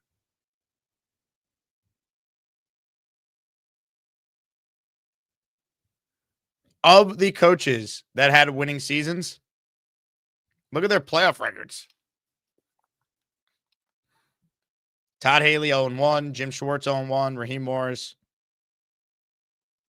0-1, Leslie Frazier 0-1. Dennis Allen didn't make the playoffs, but he had a winning season. Or if he did, my research here, I guess he was 0-1. I had a typo. Like the point is, he'd be a huge outlier. Like you could give me Dan Campbell, but Dan Campbell had the best offensive mind in the sport. You could give me Zach Taylor, but like, are the Jets going to get Joe Burrow? Like, is Dante Moore Joe Burrow? 1189 says, Jake, please stop saying you're going to root for Glenn. You just like him because you did not want him to be the head coach and he cut Rodgers. Well, I didn't want him to be the head coach. That's true. I wanted someone with experience. It wasn't anti-Glenn. I wanted Brian Flores. of the coaches they spoke to, my number one choice was Mike McCarthy. They did not interview him. So don't tell me that I'm not going to root for Aaron Glenn. You don't know jack shit about me if you don't think I'm going to root for the head coach of the Jets. I don't want to be right. I want to be wrong. I'm just not going to pretend like what we're seeing is normal. If he proves me wrong, I would love to own it. I'm sure there were a ton of Giants fans that thought Tom Coughlin was the worst and he should have been fired. Now he's a god in New York. 2-time Super Bowl winner. He almost got fired after that 2006 season. We can only hope Aaron Glenn can have that type of resurgence. So don't tell me I'm not going to root for Aaron Glenn. I'm allowed to be critical by 3-14 coach who just produced the third worst season based on DVOA since it was first tracked in 1978. All right, I'm allowed to be critical of that guy. If it hurts your feelings, 1189, then please, I need you to cry in a jar and then mail me the jar so I could drink your tears on the show. Because I love the Jets. So I'm going to root for Glenn if he's retained, but I'm not going to sit here and act like I'm confident in that. Deal with it. Most of the fan base, I think at this point, agrees with me too. There's a lot of people in my mentions on Twitter calling me mean names or whatever, but I don't really care because I know I'm going to be right. I hope I'm wrong. I would love to be, but I know I'm going to be right. And that's what sucks. I didn't have the YouTube show when Adam Gates was hired. You should have seen the things I was saying then when that hire happened. Oh, but Jake, you weren't this hard on Saleh. A couple of things. One, I've learned from Saleh. Two, Saleh did a better job in year one. He beat 2 playoff teams with Zach Wilson as his quarterback. I had more confidence in Joe Douglas.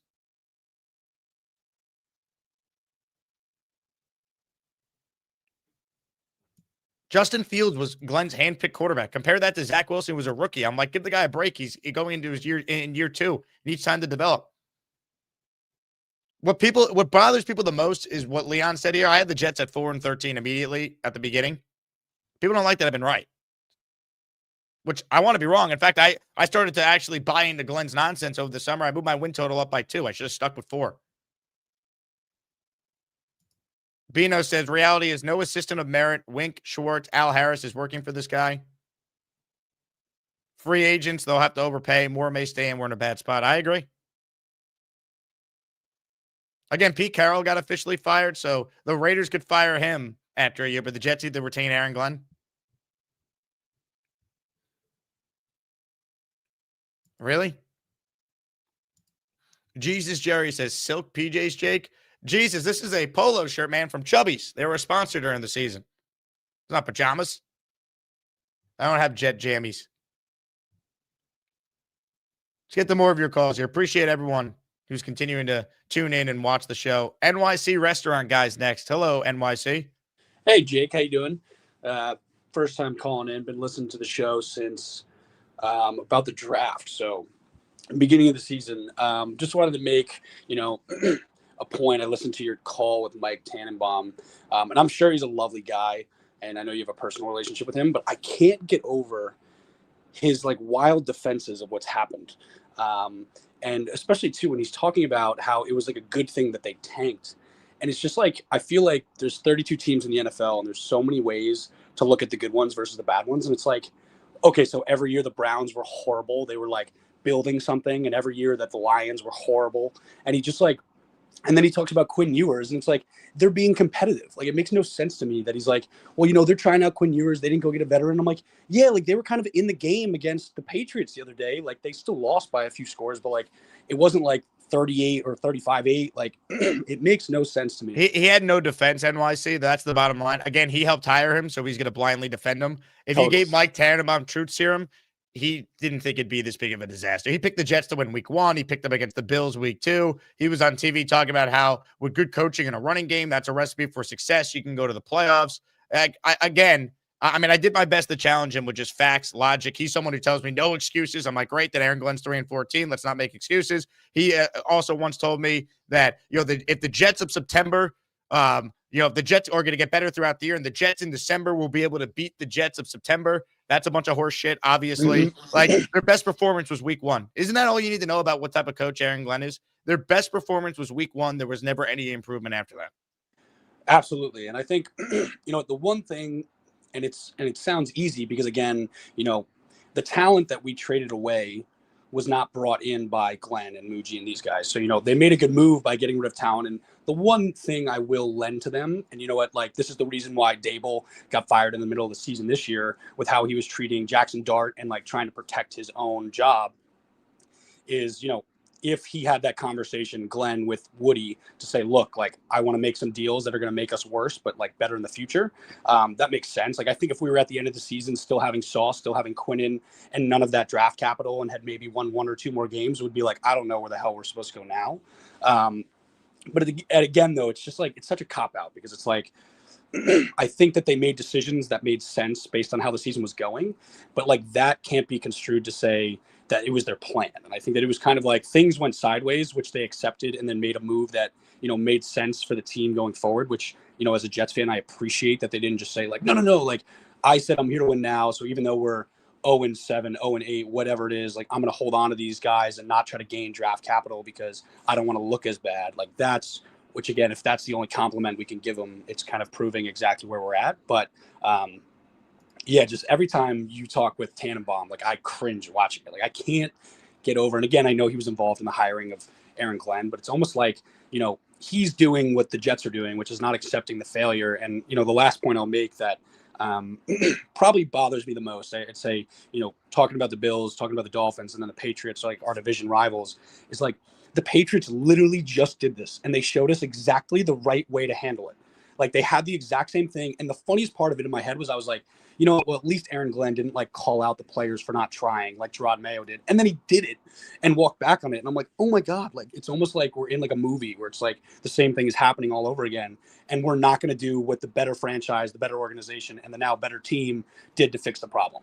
And like that, I just can't, it makes no sense. And it's just, that's what's being a Jets fan, I guess. But well, couple things. Excellent call. I have you in the raffle for 2 NYC restaurant guy. Is there more to your name? I need to know. Like, are you just a big restaurant connoisseur? Are you an influencer?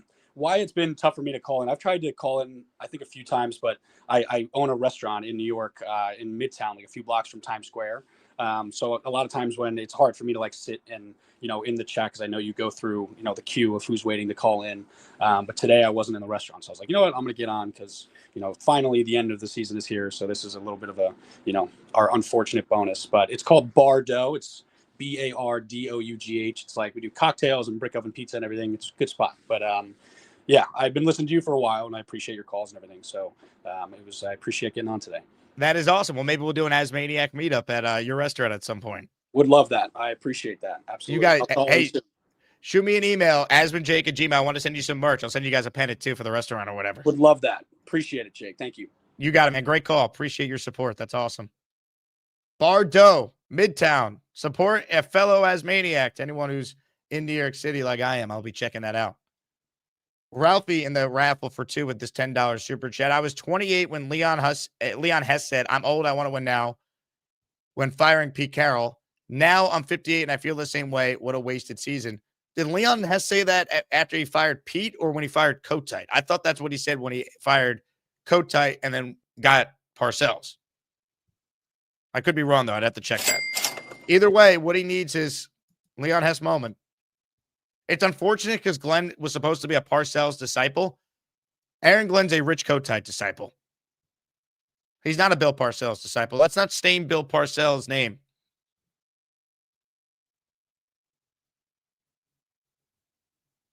And by the way, Aaron Glenn's a Jet. Why did he retire as a Houston Texan, by the way? Not that that matters, but I think part of the reason people are attached to Glenn is, he's a Jet. He signed a 1-day contract to retire a Texan. Not a Jet. Texans. Bet you a lot of people don't even know that. Not that I care, because I could separate Glenn as a great Jet versus him as a head coach. Again, I thought Ian O'Connor had the best goddamn tweet of the day yesterday. I retweeted it. It was so poignant. Let me find this. This needs to be said. Because this is how the Jets are looked at. And if Woody doesn't wake up, we're just going to go through another nightmare season next year with no hope.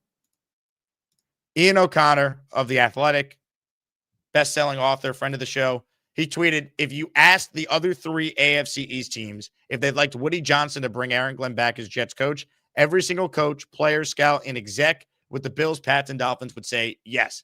Absolutely yes. 100%. And old Woody's going to do it anyway.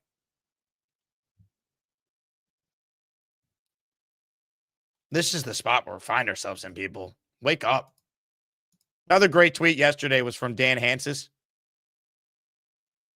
He's the host of a podcast with Mark Sessler called Heed the Call. Dan's a Jet fan, so I've always enjoyed his opinions.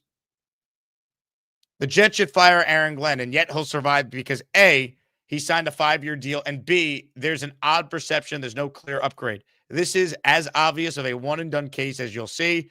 A Jet fan can have this opinion without being brandished as an unhinged lunatic.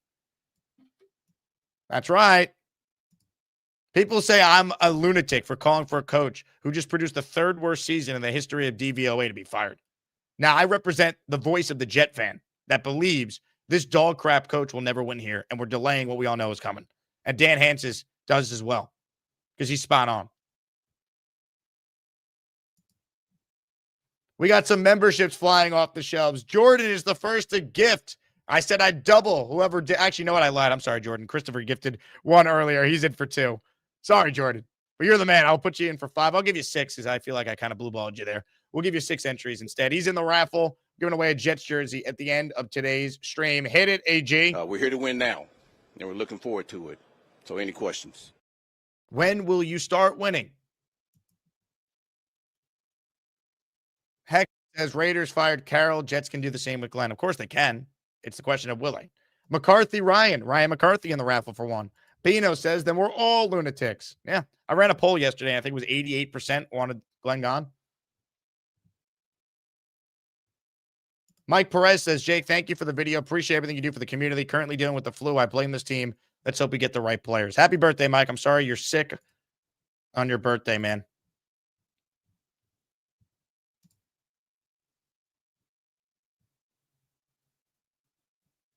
Spencer Green says, what's that Nick Saban always said? Don't feed the rat poison. A lot of rat poison going on lately.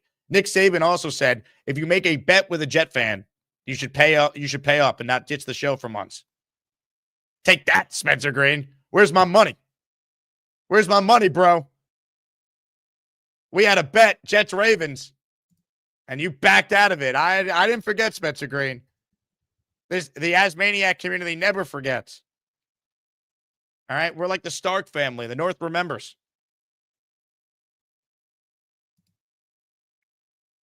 Unbelievable. We haven't forgot. I'll never forget. $100. Where's my money? Like Stewie and Family Guy.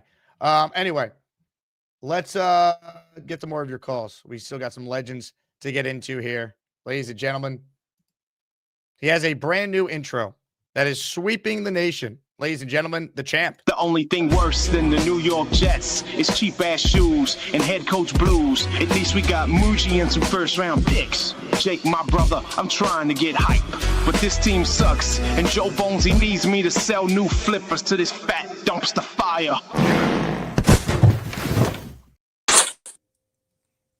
Fire. Pure fire. What's up, man? What's going on, Jakey? What's up, Bones? This is the one thing that I didn't want to happen was I didn't want Stefanski to get fired because that's the guy, man. Now that like I could sell myself on I don't know why I like Stefanski. I feel like it's inevitable he's going to become the Giants head coach, and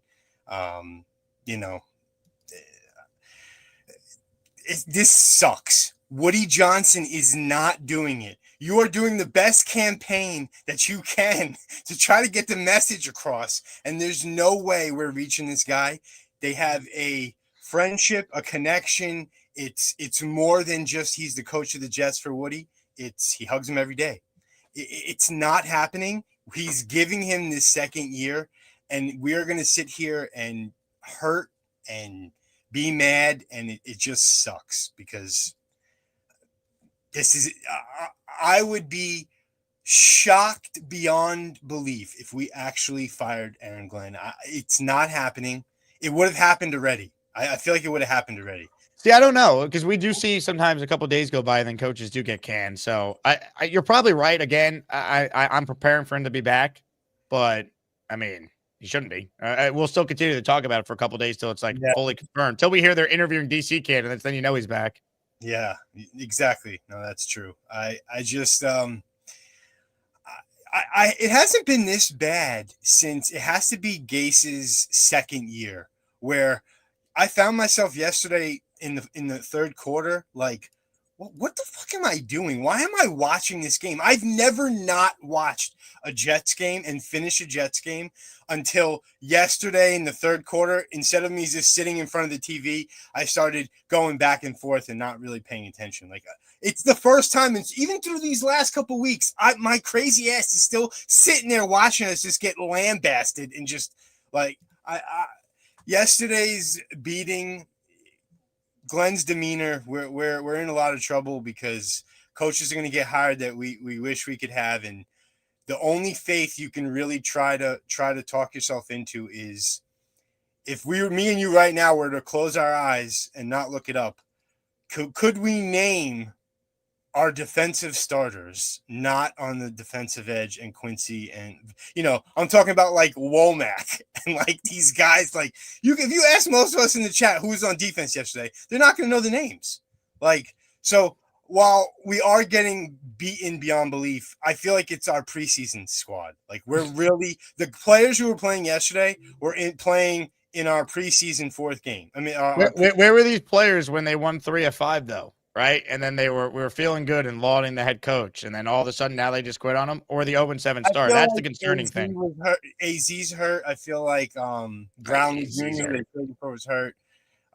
Obviously, Quincy and Sherwood aren't fits in whatever pretend schemes Wilkes was trying to run, which was horrendous, but he doesn't have the right fit. That's the worst part about everything, too. You have coaches who actually, even the fans see that like this scheme isn't working with these players. So fucking adapt. Go back to run Salah's defense. It's easy. Put them back in that, cover. Like, I just don't understand how you could just keep running the same shit and keep letting these guys get beat on play action. And can I give you some good news? What? All right. Aaron Glenn said after the game, just trust me. So our strategy is trust me, bro. That's the plan. We don't have a choice, and it sucks that I don't know how everybody feel. I know how you feel. I hug him every day. I hug him every day. Give me a hug, Woody. Trust me, bro. That's what he said to him this morning. I don't want Dante Moore coming here, man. I'm not in the Dante Moore campaign. I feel like we get the worst version of every quarterback, from Gino to Sam, to Rodgers, to Justin. There's a common theme with that, though. That's my point. That was the Bears. All of a sudden, they hired Ben Johnson. Look what changed. Drake May was on the Pats last year. What changed? Trevor Lawrence was a Jaguar last year. What changed? It's all coaching, man. Was Bo Nix great, or did Sean Payton take a guy that he believed in and knew how to coach up and has turned him into a playoff quarterback last year and a 1-seed quarterback this year? Agreed. No. That's what I mean. If we were getting our new guy, if we were getting a new offensive-minded coach right now and he could go get his guy, that's like a beautiful thing. But I guess Woody's looking at it like, Mike Tannenbaum's telling me in the 33rd team, those are my guys. They're telling me to stick this second year out. We have all the draft capital the following year. We got to give Glenn a chance. Listen, we all might eat shit if Glenn hits on a quarterback. Let's take I don't know what receiver I want. I don't know if I want Bain from maybe we should take Beck with the first pick, or let's see what Beck does, and that's who I want. I want to take a quarterback not with that first pick. I want to take a quarterback with I don't know why I don't want Dante Moore. I think he's gonna bust here. I don't know, man. I'm hurting, dude. I'm really upset, and I got nothing left, man. Trust me, bro. That's it. He's got to trust Glenn, man. He said he's got a plan. Yeah, and all the shit talking he did all offseason that we were calling him out for, he's got nothing. He's got nothing to say. He's literally lost. We wish he was Kirk Signetti, who at his introductory press conference at freaking Indiana says, you don't know who I am, Google me, I win. And then has proceeded to have the best 2-year run we've ever seen out of nowhere. Like, like that's shit talking and backing up. And there's Aaron Glenn saying, we're the New York Jets. We're built for this. We're here to win now. Oh, Justin Fields, they're being coached properly. This is going to be a team Jet fans are proud of. Just like he's so full of crap. And the people that defend him just because he played for the Jets 30 years ago, it's laughable. Yeah. I'm not a person who likes to be negative, so I always try to find something positive to support and try to, almost just hope, just find something to hope with. And the only thing I got left is to hope that we can hit on a quarterback when we never have. And maybe if Glenn does that, we'll probably all be like, because again, I've said it before. Imagine Glenn drafted Dart. Like that type of pick where it's like, yeah, you can't develop a quarterback, but you find someone who looks like they got it. Like they could pick a quarterback, maybe he could save himself, but I don't know. He picked Justin over Rodgers, so why should I have any fucking faith? I mean, look, his evaluation's great. Justin Fields, and then he said Brady Cook could play in this league. Brady Cook might be the worst quarterback we've ever watched. And you know what's funny? I like Cook so much. And it was really just because it wasn't Justin Fields. And Justin Fields stinks too. I'm not trying to exonerate Fields here, believe me. I had no support of why I liked him besides it wasn't Justin Fields. So but hey, we're all in this together in this offseason. Let's just look forward to the tournament and let's see the college football. Maybe Dante Moore will take off and it'll be a question of maybe he could go number one. Maybe that'll happen. Maybe he'll meet Indiana somehow in the championship and beat them or something. Maybe that's what I'm going to start doing. I'm going to start really rooting for Dante Moore because I'm already a Steelers fan. Did you see Rodgers last night, baby? Oh, yeah. See that shit? You, Neil, Rob from Glenhead, you guys had something in your pants that lasted for well over 7 hours last night. You guys got to see a doctor.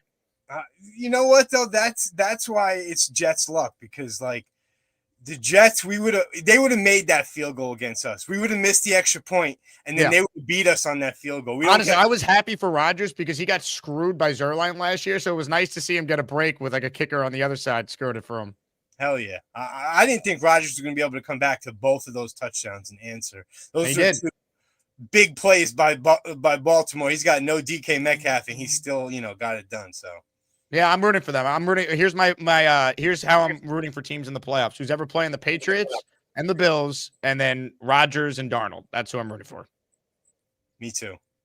If Josh Allen doesn't do it this year, this is the Buffalo year for him to try to make a run. All his big guys. Lamar's not in it. Mahomes is not in it.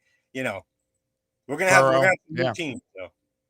And we got Aaron Glenn, so it's all good. Fuck, man, this sucks, man. This sucks, bro.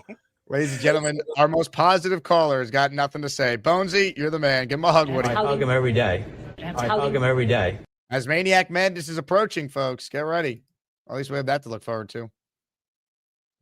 PBM Seahawks Steelers would be one big slap in the face. Oh, my God. Darnold versus Rodgers in the Super Bowl. Can you imagine? Rye the General says Gruden could fix it. Need him unbanned. I'd take him over Glenn. I don't think it's going to happen, though. Tom says if Muji doesn't refuse to work with Glenn, he's complicit in the problem.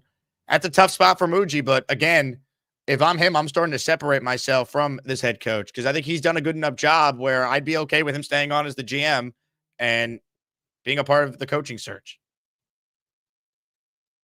Big fella says, why do we sign first-time head coaches to 5-year deals? Because Woody Johnson gets played like a fiddle. He gets out-leveraged. There was this idea that Aaron Glenn was going to go somewhere else. He wanted to be the Jet coach. And again, that's kind of the going right now for coaches too. Whatever. Eat the money. You paid Fields $30 million. We're really going to be upset over the $40 million that's left on Glenn's deal. Really? He just paid $250 million for a soccer team. He just raised ticket prices on you Jet fans. Why do we care about Woody's money? That argument I've seen is so silly too.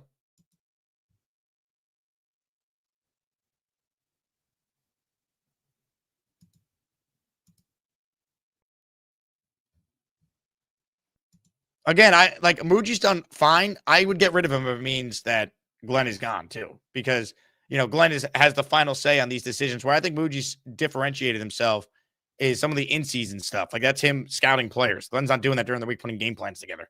He's not going to watch film on Jarvis Brownlee Jr. I mean, Muji scouts are bringing that to him. They're making those decisions. Then Glenn signs off. That's how it works. It's the Nick Caserio Belichick setup in New England. But like again, like Muji has equipped this team with draft picks, cap space. If you ever were going to fire a coach, it'd be right now. But that would be the smart thing to do for an organization, and we're the Jets. So, I mean, enough said. More of your calls right now. Gator, I don't understand why I don't have an intro. Gator, I need an intro, buddy. A cool intro, please. I've been calling in, supporting Jake for over 4 years. You got Adam is too cool, Papa 73, and I don't understand why you won't create one. Women. You have no sense of humor. That's the problem. I don't. When you have a sense of humor, then you can have an intro. I'm worthy of an intro. All right, fine. I don't understand why I don't have an intro. Jake, one day to ponder over the crap that we've been going through for the whole entire year, Jake. The whole entire year. It's been a lot. It's been 15 years of this, man, but I don't think it's ever been worse. No. And I told you I was around for the Kotite era, and this surpasses it. It surpasses. I mean, I'm sorry, but I mean, it just does. And you know what? Anybody giving you a hard time, Jake, of your opinions and stuff. You just see my mentions on. I this is the first time I've ever gotten this much hate in my life, which is just like wild to me because it's like, themselves. It's crazy. People, you know like, what? Allow me. Tell them to go fuck themselves. Look, I get it. Like, hey, this is the reason why I tune into you, bro. This is the reason why I tune in. We're honest. We got to be honest here. Years.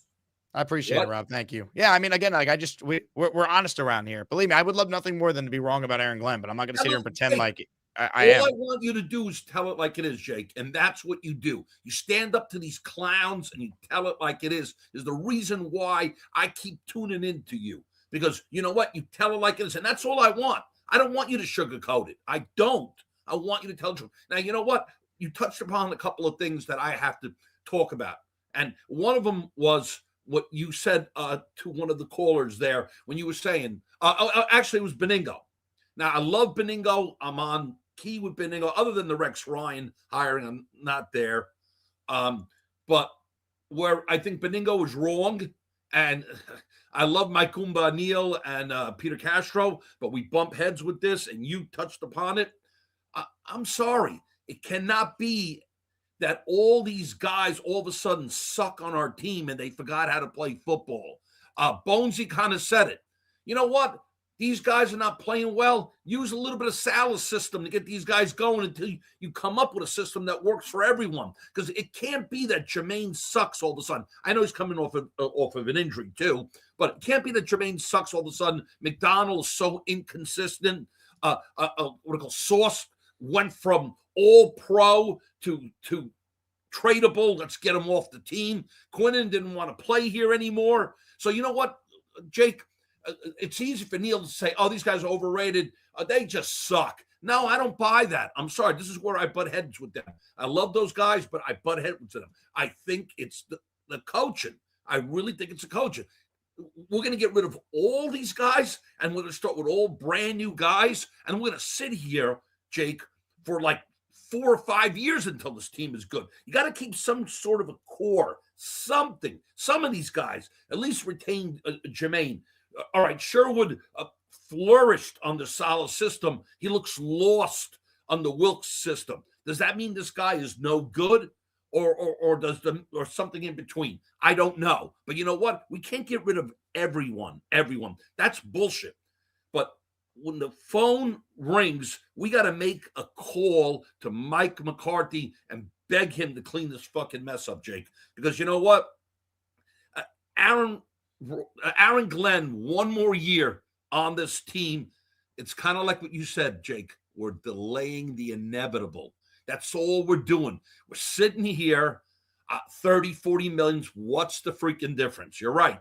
So we're sitting here, and next year, if everything goes left again, and we're sitting there 1-6, 1-7, then Woody finally pulls the plug and says, okay, I had enough. Now we just sacrificed another year of us suffering. Isn't it enough? It's going on 16 years that we have not made the playoffs, Jake. have not made the playoffs. I have my little 2-year-old grandson yelling, Jets, Jets, Jets. And I was like, oh, we might have to rethink that. I don't know if I want you to be a Jet fan. It's bad, Rob. I can't disagree with anything you just said, man. It's depressing. Gator, where is my intro? I need a cool intro. I've been calling in, supporting Jake for over 4 years. You did intros for Papa Jet, and Adam is too cool. I'm worthy of an intro, Gator. I don't understand why I don't have an intro. You suck, Gator. You really suck. At least your grandson wasn't at the game yesterday. You see what the Jets tweeted? This kid gets it. This poor bastard. I quote tweeted it. I said child abuse. 17,000 likes. I had to mute the notifications because it's every time I open my phone, it was ridiculous on X. It's like, seriously, we have the best fans in sports.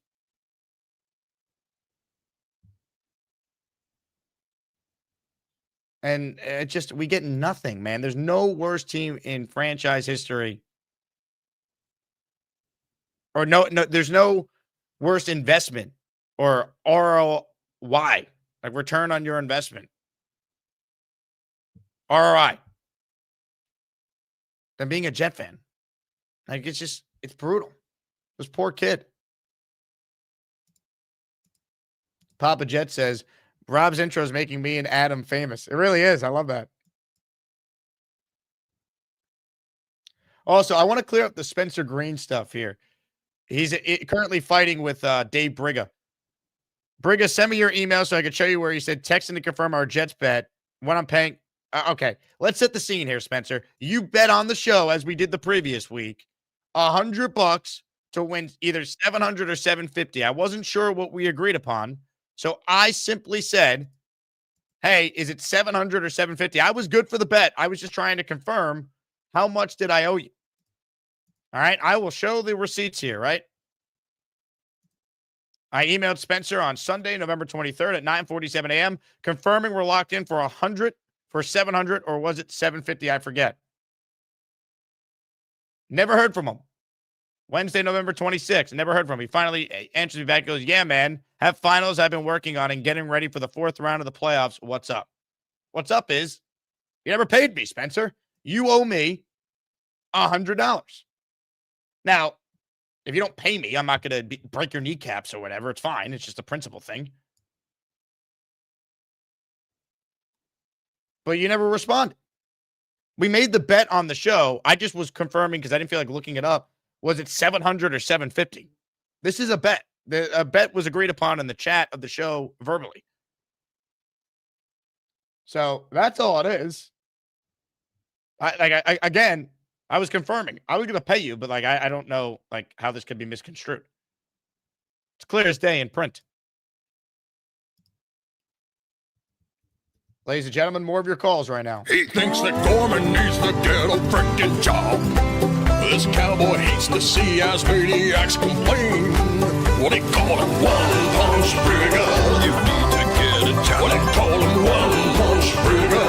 The beast is on his ass. They call him one-punch trigger. Has anyone seen Dean Mack? They call him one-punch trigger. He'll only need one.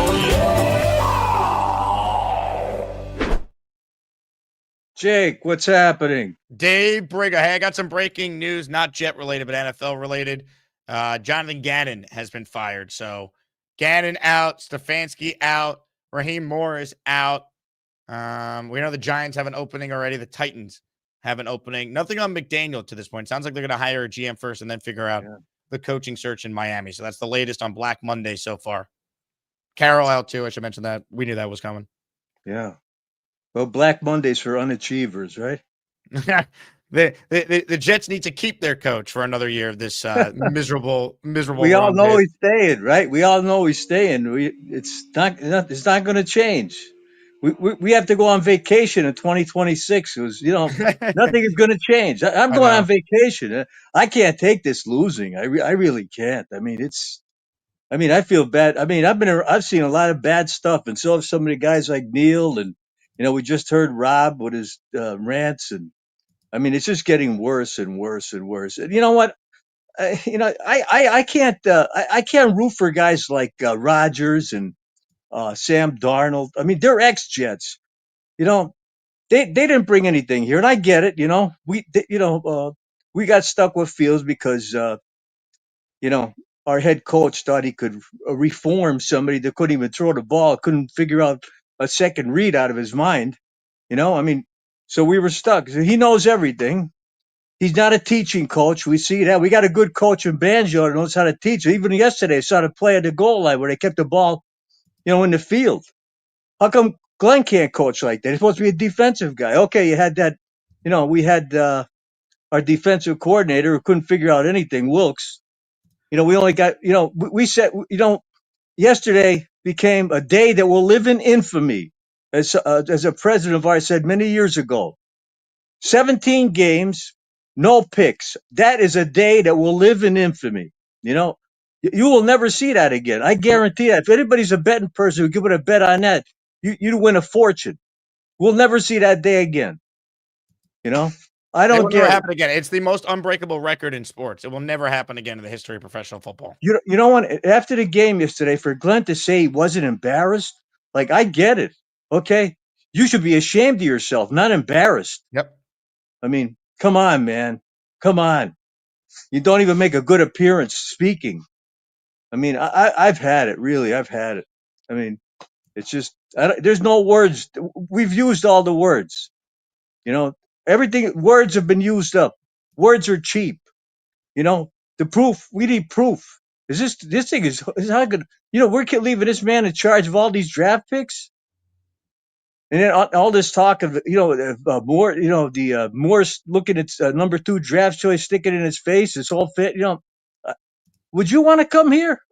No. Hey, if I'm an athlete, there's no way I want to come here and destroy myself. They've seen the quarterbacks that come in here. And this last year, they couldn't do anything with Fields. We got this London. I don't know. Send them back to London. Send them over there with all the commies. I don't know what you want to do. I mean, this is disturbing. I mean, this is beyond belief what's going on here. It's the worst I've seen in 60 years. And you could tell any experienced Jets fans have been around. This is the worst. This is a no hope situation. And all the young guys, they could tell us this, and they could come after you.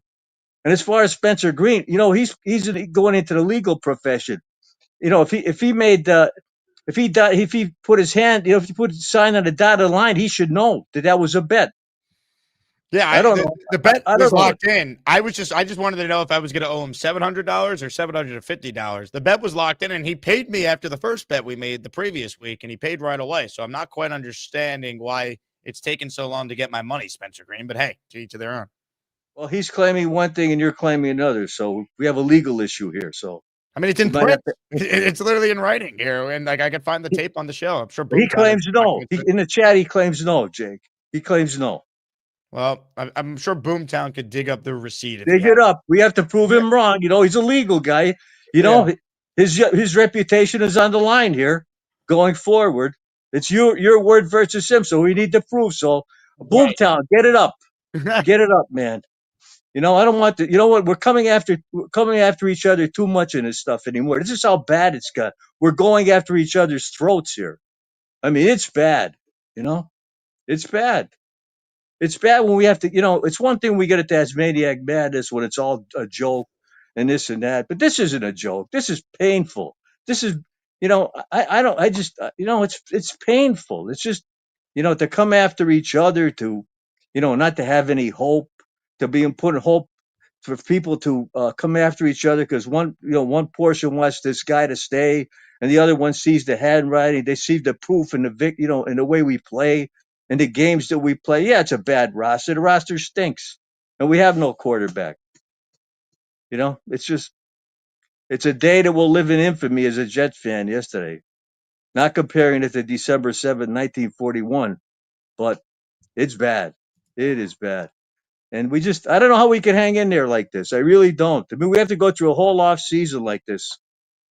We better have several Asmaniac Madness sessions. It's gonna take us. We need a diversion from this garbage. This is bad. and looking up to the. Do we want to do this draft every day? It's sickening. It's I know. it's sickening. It's sickening to be thinking about the draft year we had playoffs. And I have no ill will towards Rodgers, but I don't want to see his face win. I don't. You guys do. I don't get it, but you know what? He didn't win anything for us, and I know that Woody and him wanted Glenn wanted the door, but he didn't win anything to us. He was always, it was always something. I can't, I only back guys that did something, achieved something. But like LaDainian Tomlinson, I put in the chat. He did something. He wanted to be here. He got us to the playoffs. He didn't. He wasn't a crybaby. He stood up to guys. He stood up to Belichick and those guys on the field. Those are the guys I appreciate. I get you guys, feeling bad for Rodgers, but hey, he's the richest man in NFL history. Why should I feel bad for him? I don't. Dave, love your passion. Hang in there, all right? Hey, I only got so many years left. This team, I tell you one thing. This team is taking years off your life. Oh, yeah. You got to relax more. You can't, you got to relax. Yesterday, the last couple, don't get yourself sick over this team. It's not worth it. We care too much. That's it. See, we care. Woody doesn't care because if he cared and when he saw that stadium empty, he'd do something about it. He'd do something about consecutive losing seasons with no hope. He got a lot of money, but money can't buy you championships. That's George Steinbrenner. If you could dig him up, he'd tell you that. But at least he won. We win nothing since 1969 now. To 68, I don't know. I just don't let we're all suffering from we're all gunshot now. Most of our fans are shot now. We've been through too much. So yeah, we got to hang in there some way, shape, or form. I don't know how, but I just pray the God gives us strength. We need it now. Ladies and gentlemen, the great All right. Dave Brigger. God You're the bless man, you. Dave. God bless. Take it He easy. thinks that Gary needs more shots upside his head. This cowboy hates when you don't believe in achievement. Well, he called him one punch Brigger. The moon landing was raining. Called him one punch Brigger. His claim is not too dirty. Called him one punch Brigger. He did Johnson's fight his ass. One punch Brigger. Doesn't know they need done. And it's as bad as it's ever been, folks. It really is. It's unfortunate. I wish I had more for you. Let's talk about ZipRecruiter. They're the sponsor today. As we head into 2026, we all got some big goals. For me, I want to keep growing the show, expanding this community. And look, you can't do that all alone, whether you're building a media brand or you're running a business, finding the right people to work with. It's hard. It's like the Jets trying to get a head coach or figure out quarterback. Everyone thinks they have the answer, but finding the right fit is always the toughest part. That's where ZipRecruiter comes in. If you're hiring, they make it easy. Their powerful matching technology helps you find what you need, find qualified candidates without wasting your time. You can even see how many job seekers are a good fit right away. No wonder ZipRecruiter is the #1 rated hiring site on G2. 4 out of 5 employers find a quality candidate within the first day. Try it for free right now at ZipRecruiter.com/audio. Again, that is ZipRecruiter.com/audio. I haven't sent Gator the list of names for the Patreon. So if you join the Patreon, you'll get your name added for the month of January. We'll give people till the end of today. Patreon.com/Jake Asman Show. Bonus shows, name in the intro. Best perk is the Discord access and a whole lot more. This will cheer people up. Watching the post game yesterday, I knew that I have heard this line from a Jet coach before. And shout out to a friend of the show, Jamie Stewart, for putting the mashup together. We remember everything. That's all I'm saying. We remember everything. We're all taking receipts on all the people who continually mock and say that we ain't going to do anything. I'm taking receipts. And I'm going to be more than happy to share them with all of y'all when it's all said and done. Glenn is a worse Robert Saleh. At least Saleh called defense. Jack is next on the show. What's up, Jack? How you doing, Jake? First off, just want to say big fan of the show from one Ithaca College Park School grad to another. Hey, go Bombers, Jack. What year did you graduate? 2023. Oh, you're young, man. That's awesome. Good for you. Yeah, thanks, brother. Yeah, I agree with everything that you've been saying, and mad respect for how you went at Mike for sticking by Aaron Glenn. And I respect Mike. He was a great GM for the Jets, but I just also don't understand. Like, he's a guy that's on the radio. He goes on TV. He watches and analyzes the game. How he thinks that the first time DC just again is the right way to go. I just don't understand it when it comes to the philosophy, how sports are a copycat league and they don't do anything that other teams do to succeed. And it just continues to boggle my mind. My family has been Jet season ticket holders since 1974, and we can't comprehend how it just keeps getting worse and worse. It's brutal, Jack. Again, they keep making the same mistake. The biggest issue I think they have is they think the rah-rah guy is what they need. No, they need a guy who just wins, the best coach, best strategist. The game's all about offense, X's and O's. The Jets, I was about to show this stat. Samini has this stat. The Jets finished with a league-low 759 passing yards in the first half of games. Next closest, the Raiders. In fact, the Jets' total is the lowest in the league over the last 20 years. Next closest, the Tebow-led Broncos in 2011. Think about that. Think about that. The Tebow-led Broncos had more first-half passing yards than the Jets did. It's such an embarrassment. And this is coaching, because then you get to the second half, it's garbage time. Teams back off, and that's when the Jets had decent offensive productions, especially early on with Fields. Everything about this team screams they are horrifically and historically poorly coached. And I know I got to work with Mike T, and he'll defend Aaron Glenn because he helped hire him. He won't admit it's a mistake a year in. But if this was any other franchise, Aaron Glenn, we'd be all saying he should be fired. Like if like you ask anyone who's not a Jet fan what the Jets should do with Aaron Glenn, there's not a single soul who says bring him back. He's terrible. Yeah, 100%. And I just like have the story. It's like I remember the week of the Falcons game where Nick Folk, obviously he made the big kick, and people like I wasn't really thrilled about that win because ultimately I want the number one pick. Yep. I'm a big believer in Fernando Mendoza. I don't know if it's necessarily his play, but I just think his personality would be good for this locker room. And he's a guy that I think will actually have the belief that he can turn this team around. So he was a guy I liked when we made that kick, and I'm like, this win 100% will come back to hurt them. And it's like, they're going to finish 4-13, 3-14, and it's not going to change anything for next year. It's not building a culture, because next year we're still going to go 5-12. Yep. And people tell me that I'm ridiculous for saying that. When you're right. You're right, because we're the Titans, man. And Jack, I give you credit in your family for being a season ticket holder for that long. Like, I just don't see the point. Like, if you guys want to go to games, just buy tickets on the secondary market for the games you want to go to. Like, you lose money. We resell them all the time. We make a decent amount back. But actually, like, I guess at the beginning of the year for certain games, but like by the end of the year, your tickets are worth nothing. But again, it's like all the teams that are like easy to travel. You make easy money for when they play the Steelers. You make it when they play the Patriots, when they play the Cowboys. Anybody will buy them.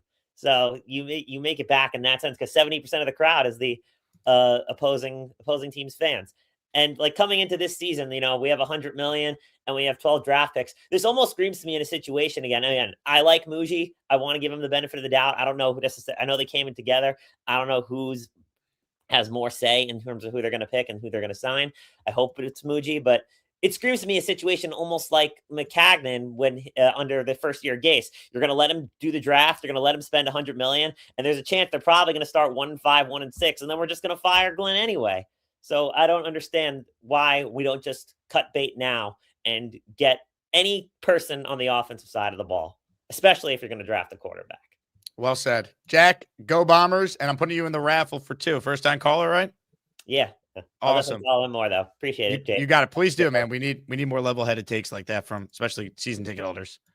Oh, man. Good call by Jack. All right, home stretch here. Speaking of Ithaca, I'm actually doing a Zoom with an old professor of mine today at 1 in between shows. So we got to be off by then. We got the raffle before then. And then we get caught up on the super chats here. And then we'll get to your calls. Sorry says, my son and I were going nuts when the Ravens missed the field goal. Nothing but love for Rodgers trying to turn our franchise around and wanted to be here. Again, I don't know how people could hate Aaron Rodgers. He wanted to be a Jet. He did everything in his power to try and win here. Tried to come back early from injury. It didn't work out. I don't blame him for a second. So I'm happy that he's going out at least, a winner. Right? He won 10 games, made the playoffs. Well, regardless of what happens, where are all the people who said he's going to ruin Tomlin's winning streak? Where are all the people who said, oh, he's washed, he's done? He still could play. Look at the dog shit receivers he was throwing to last night. Good for him. I'm happy for Rodgers.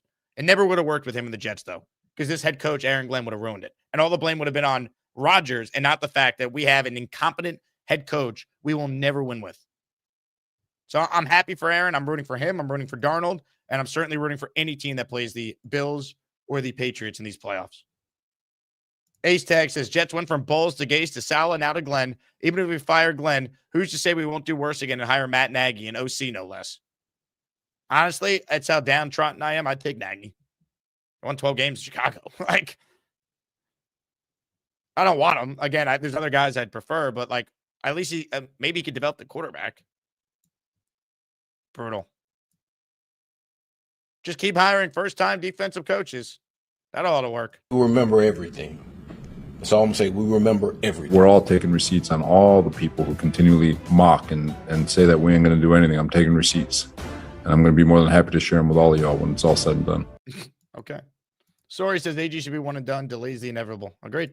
Citybird, not firing after one season is a bad argument. Mayo was fired. Then I'll have Vrabel. If Stefanski and Morris are gone, AG should be gone too.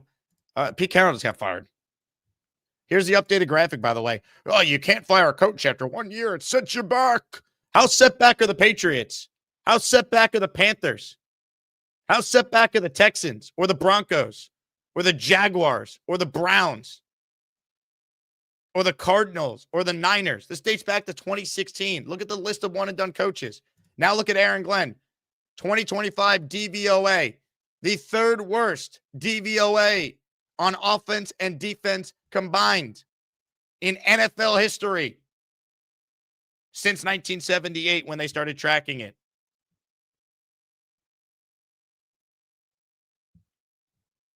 Anthony says, Jake, let me make one thing clear. If the Jets would have won that game against the Ravens, Spencer would have been contacting you the next day asking for his $750. Oh, without question.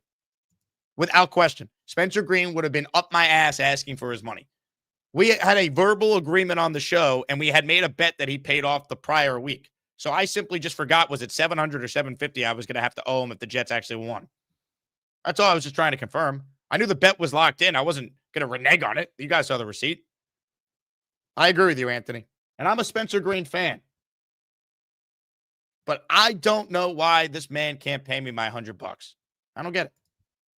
All right, home stretch here. Let's get to some more great callers on the line who will provide what we need on this fine Monday morning. He's home, his bed is on the bed. That's what feels good. On the road, his bed is on the bed. In a dirty hotel room. He calls the show, his bed is on the bed. He's just more comfortable.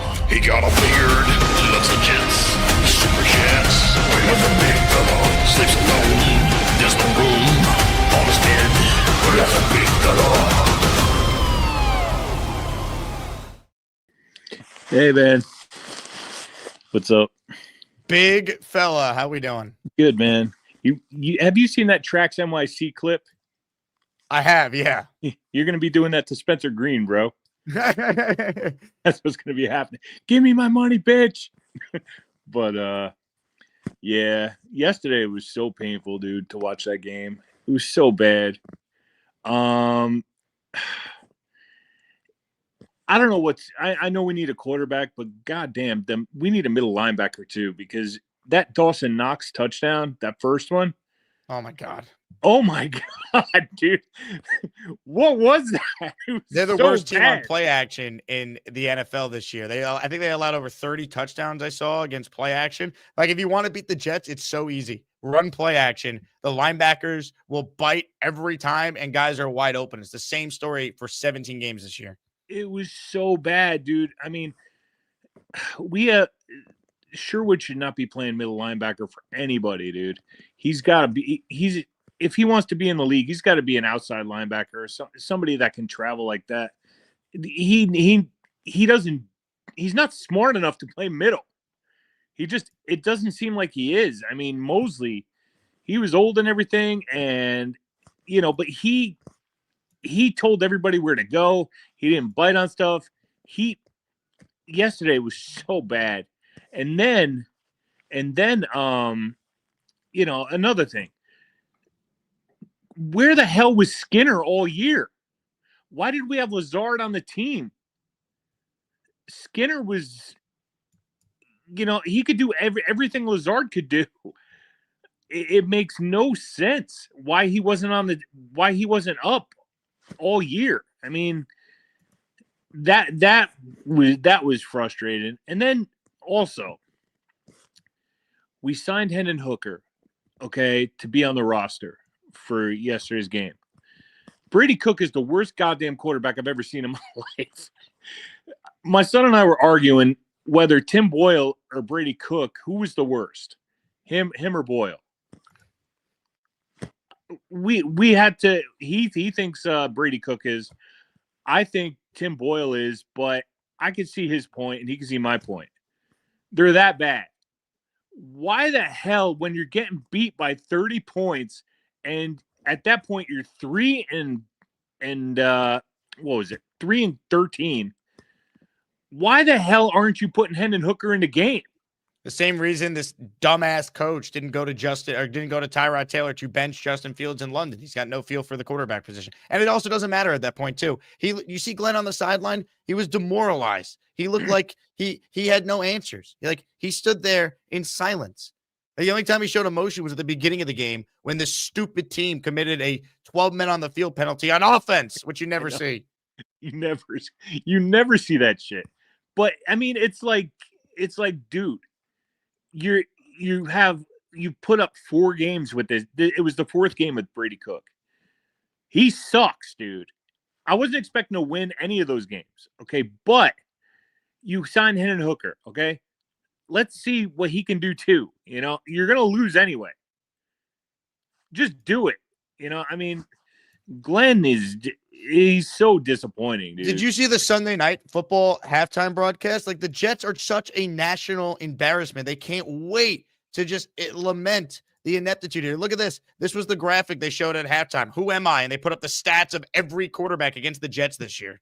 God. Yeah. This is making the halftime of a Sunday night game where winning in is on the table and all the storylines about the playoffs starting next week.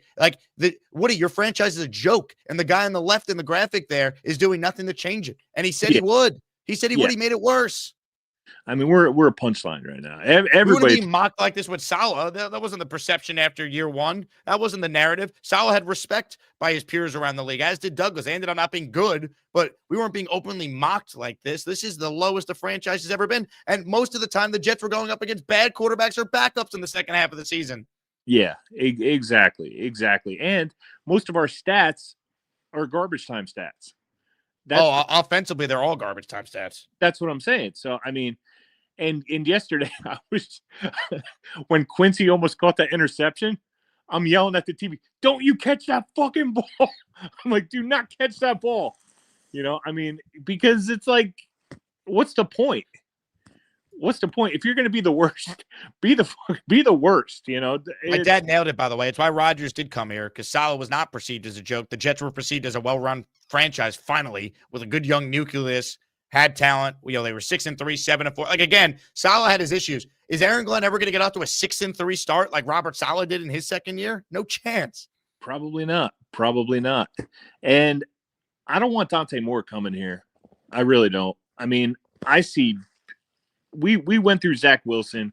I can't have a kid, okay, who's my son's age, coming to this team, okay, raw, having to sit, being forced into games next season, okay, to get destroyed by us, by the, by fans, by the media, by, other teams, by being poorly coached.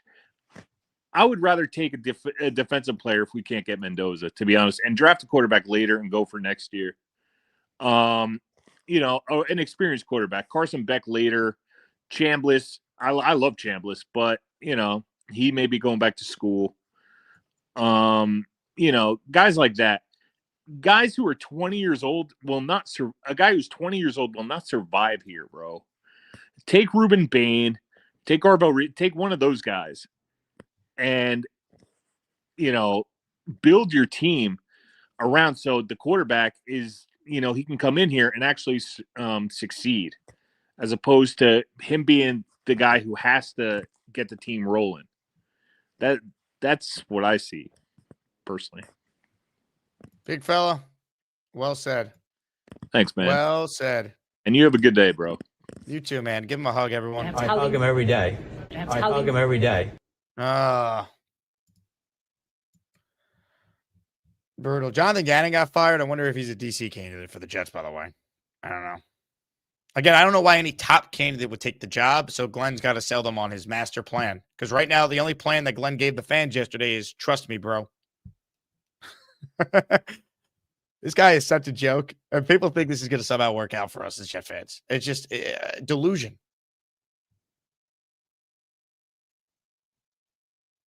Trust me, bro. Spencer says, Jake, show my all caps chat from earlier. I'm waiting. Spencer, I can't do a show that 900 people are watching live and keep up with you welching on bets. Either pay me the money you owe me or don't. I don't really give a fuck, if we're being honest. All right? I will be okay without your $100. All right? You watch the show or you don't watch the show. You super chat or you don't. I appreciate anyone who supports the show and however they do it. All right? If you don't have the money, great. You don't have to pay me. If you do and want to pay me, fantastic. I don't really care. No one in the chat cares either. Either pay me the $100 you owe me or don't. It doesn't matter. We will all be just okay with or without you paying me the bet that you welched on. All right? Who cares? Thank you. Next call. If Mad Max ain't yapping about Jets, that boy, he's jamming. He's slamming, freaking dancing, wall smashing. I'm Jake Asman. If Mad Max ain't ever stopped yapping, that boy, he still be dancing. Then call Jake Asman. He got an orange wall. Honestly, Jake, can you guys hear me? No way. Oh, man, let's grade. So the Jets season's over, so let's grade the entirety of the Jets coaching staff. So Aaron Glenn, the head coach, I'll give him an F. And you know, and this is me being generous. If I was not being generous, I'll give him 10 Fs all the way. F, F, F, F, F, F, F, F, F, F, F. And then our defensive coordinator, Steve Wilkes, our defense, give him an F. Offense, give him an I or incomplete, or give him a D. You know, Tanner and Trans showed potential, but our quarterback play is the worst quarterback play in the National Football League. Special teams, I would give an A. What's your thoughts on that? Banjo for president. Sounds true. Banjo is the best coordinator that Glenn's hired, but honestly, I'm shocked Aaron Glenn's not fired. You know what? Let's see what Woody Johnson does today. Let's see if he gets Aaron Glenn gets fired, honestly. But you'll probably give him a hug. Would you give Woody Johnson a hug, Mad Max? I would not. Really? Why would no, he's the worst owner in the National Football League. He's terrible. But honestly, you know what? Shout out to I was live yesterday. Shout out Gary 3D Boxing and Philly Noodles for calling in onto the show. We got some really good takes from Gary 3D Boxing and Philly Noodles. Are they on the show? Maybe. See if Gary 3D Boxing and Philly Noodles is on the show, because I would like to get him on. Interceptions don't matter if you throw enough touchdowns. Man, Gary's not on. Oh man, let's get Beast on the line, because I love Beast too. Who the hell are you, Mad Max, to demand callers to just be put up on the show with you whenever you feel like it? Oh man, can we please get Beast on the line? Because I love his grades on everything. No, I don't want to just put Beast on the line. I don't think you've earned the right to talk to Beast. I have the right, you know. Come on.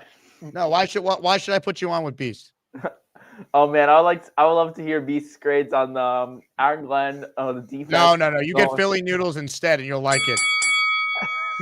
What's up, Philly Noodles? Thanks for calling on the show. So what do you grade the head coaches so far? I'll give Aaron Glenn an F. I'll grade our defense is an F. Steve Wilkes is an F. The offense, Tanner Engstrom, give him a D, and then special teams, give him an A. What's your grades? F- for Glenn. Wilkes, pink slip. Woody gets an F up where he doesn't need it to be, where the sun don't shine. Actually, he could take it in a pill form since he sells us so many. Engstrand gets a D plus, maybe C minus. Banjo could become he could be the chairman of the board for our team at this point. Mad Max. Let's get something straight though. Why were you so calm last night? You were calm last night. Honestly, Gator, I'm always confident. Oh man, but thank you for going. That's Thank your you for calling superpower. this out. What do you guys' opinion on me doing a backflip through this orange wall? All right, man, Max. Thank you very much. I got more calls to get to here. Let's go to Philly Noodles. Who's next? Hey, Philly. Yeah, I love his superpower is basically being calm when he doesn't need to. I just love when he Last night asks he a was calm question as to hell. someone and then just starts talking before they ever get a chance to answer the question. Dude, he was so calm last night. It was crazy. He was very calm. I was like, what? He does like a 360. You get him going, bro. Listen, if you needed help with the ladies, he could just bring you as his sidekick. He'd just be like, there's Jake. There's Jake Asman. Jake Asman. That's my boy. That's my boy. Jake, look at Jake. Look at Jake. Look at me. Now look at Jake. Look back at me. We're going to get this going. Okay, ladies, let's go. Hey, shout out to Ooh. Jetstream. He says, this super chat's for that Philly Doodles drop it. I'm dead. Dude, Philly Doodles, that was a dynamite drop it. Well done, Mr. Doodles. Dude, I started laughing as soon as he got on, and then he said that. I was like, no, I'm dying, bro. He's Now, too is much. it true? Is it true you were on your knees like this praying for that kick by the Ravens to go through the uprights last night? You were desperately rooting for Aaron my Rodgers God. to not make the playoffs? Yes, and you know what? And it's only because that gentleman walked off the field on us. Okay, listen, I probably literally would have a different take on him. But when he did that, I said, "Oh shit, here we go." Plus, speaking to Garrett Wilson's father directly, it's a whole whatever. I have a different take on it, but yeah, I was like, "Come on, man!" I was watching it live with Nick and Dom C. You know, all of us were in that room, and I can't believe they pushed 2 kicks pushed. Like, what was the chances? And how about last year? We needed 2 kicks pushed the other way, and we would have had 7 wins. So Right. Aaron didn't even bring himself good luck with the Jets. It is what it is. We move forward, I guess. You know what I mean? Are you Neil on board Betzel. with bringing Glenn back? Are you a Glenn guy? I don't say I'm a Glenn guy. I just need concrete evidence of what we're gonna do as a makeshift in between, because that graphic you always put up, I know that's killing me. Oh, just trust Just me. trust That's me. the plan. Just Aaron Glenn's plan is trust me, bro. That's not confidence inspiring for you. It's not like you can point to any tangible thing you did from a coaching standpoint that would make any Jet fan feel comfortable with the team going forward. I'll tell you this, Jake. I think what we all have the knee jerk reaction. We're all gonna have it, right? I need to see what happens at free agency, which occurs before the draft. So I need to see free agency before I say that, because if we start seeing signings that just look ridiculous, then you know what I mean. It would be too late. But then, yeah, you could say that it should have happened if it was going to the firing. But that's where I'm gonna hold up still. But when you bring up that graphic, when we show the teams who fired their coaches, it's unfortunate. Most of those guys, except for 3, DeMeco Ryans, I believe, for sure, Sean Payton, and I think one other, brought in the rookie quarterback at the same year that they were fired. You know, the next year, everyone else had a QB there. So that's what I'm saying. Gerard Mayo had a QB. No. That was the first year. I'm talking about the very next year. The guy that gets hired had an established QB, meaning they were good. We didn't know Drake May was good though. That's the whole point. We didn't. No, I thought everyone did. All the pundits were saying that you could tell he's good. MVP this year. We didn't know that. We thought he showed signs of being good. We had no clue. Yeah, there were Jet fans saying the Jets were going to be better than the Patriots this year. Let's not have revisionist history. Well, to me, it's signs. You need the signs. Like, you know that Brady Cook isn't good. The signs are that he's bad. Justin Fields' signs were bad that he was bad longer. I don't really see your point here. This list just highlights the fact that if you want and done a coach, like it doesn't set you back. Like 8 of the 10 coaches that have last been one and done, like the guy that came in took them to the playoffs, and one of them was Culley, who was a disaster. The Texans were in an even worse financial situation than anything else. That led to Culley led to Lovey, which then led to DeMeco in the first place. Like that was a more complex than your typical one and done as someone who was there living it every day. Like that's why I show the graphic though, because people act like, like when I ask what does Aaron Glenn do well, no one can give an answer. The reason why they say you can't fire him is, who would want the job, which is bullshit. And then, if you one and done him, it sets you back. When history shows you since 2016, all the coaches that have been one and done, that's not true. The franchise was actually in a better spot after that. Well, so I'll take your point there even further to validate yourself and still make sense for both sides. No matter what, you're correct. Remember when we saw Peyton go over there and become successful? we were saying, why can't we do the same, right? That was part of my argument. And part of that argument was if you moved on from Rodgers, you were able to go get a guy and a quarterback at the same time. So Glenn's idea of getting Fields did not work out. And then blowing things up, it's like every reporter has stated. They were moving as the season was going and indicting themselves by changing their narrative of what they were doing for the season. Now, would we say that was Moogie's fault or was it just Glenn's fault? I would assume most of it lands on Glenn. But in the end, if we're pointing out how Lovie Smith came in after Cully, okay, so you went to two coaches till you got the right coach, you got the right quarterback. It's not to say that we deserve to continue to go through that crap. It's the fact that it could land in a better way, even if he's fired after the second year. I'm not for keeping crap forever. But, I mean, it is what it is. You know what I mean? We know he's coming back. Obviously, he wasn't fired today. But to me, the free agent signings is going to give away everything. If we see free agent signings that just make no sense, that are terrible depth, like you can't go ahead and get us another bunch of crappy 3 receiver dudes. You can't go get us Johnson again. You can't, you have to spend a little. If you can go get Linderbaum, even if it sounds dumb because you just signed Myers, who cares? Tittman is your right guard. If you're going to bring back AVT, okay, fine. You're doing a 1-year prove-it deal, maybe 2-year. If you're not bringing back Simpson, all those, it must all make sense with what they're continuing to do. If it doesn't, then you're at the point where you're like, shit, this is terrible, and we all just have to watch, and it sucks. I hate it. A smart franchise would recognize a mistake and do something about it now. That's the point. Instead of Aaron Glenn's answer after the game, trust me, bro. Trust me, bro. Come on, people. I hug him every day. I hug him every day. All starts with the owner not having a clue. Hey, Spencer Green in the house. Whoa, money bag Spencer paying his bet. Hit it.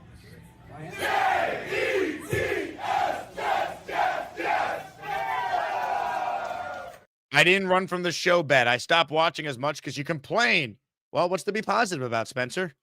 And it gets old hearing it every day. Nobody ran from anything. 2, I don't see how you make a bet and not know the amounts. I didn't remember if it was 700 or 750.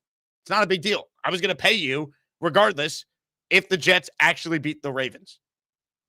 3, show first-time coaches DVOA and other 2 bitching points. First-time coaches DVOA. I don't have that graphic in front of me here. This is from JetX. I'm making the case Glenn should be one and done. And who cares about first-time coaches DVOA? This DVOA on the screen there represents every team since 1978. And the New York Jets on this list are 3rd worst. So I don't care about first-time coach DVOA. It doesn't matter. Aaron Glenn, whether he's a first-time coach or he was Gase, who was not a first-time coach, is right there with one of the worst coaches in the history of the NFL. That's what he gave you in year 1. Here's where the Jets are.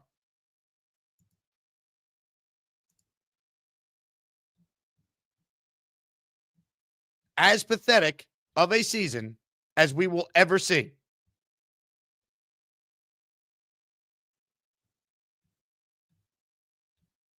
History, folks. That's what happened. And some of you act like this is normal. It's not. Jets Johnny says, can't give one reason, top 10 in rushing yards per game. Boom. Yeah. Did the rushing game ever feel impactful? How many rushing touchdowns did the Jets get? I'm pretty sure Jackson Dart alone had more rushing touchdowns than the Jets offense did.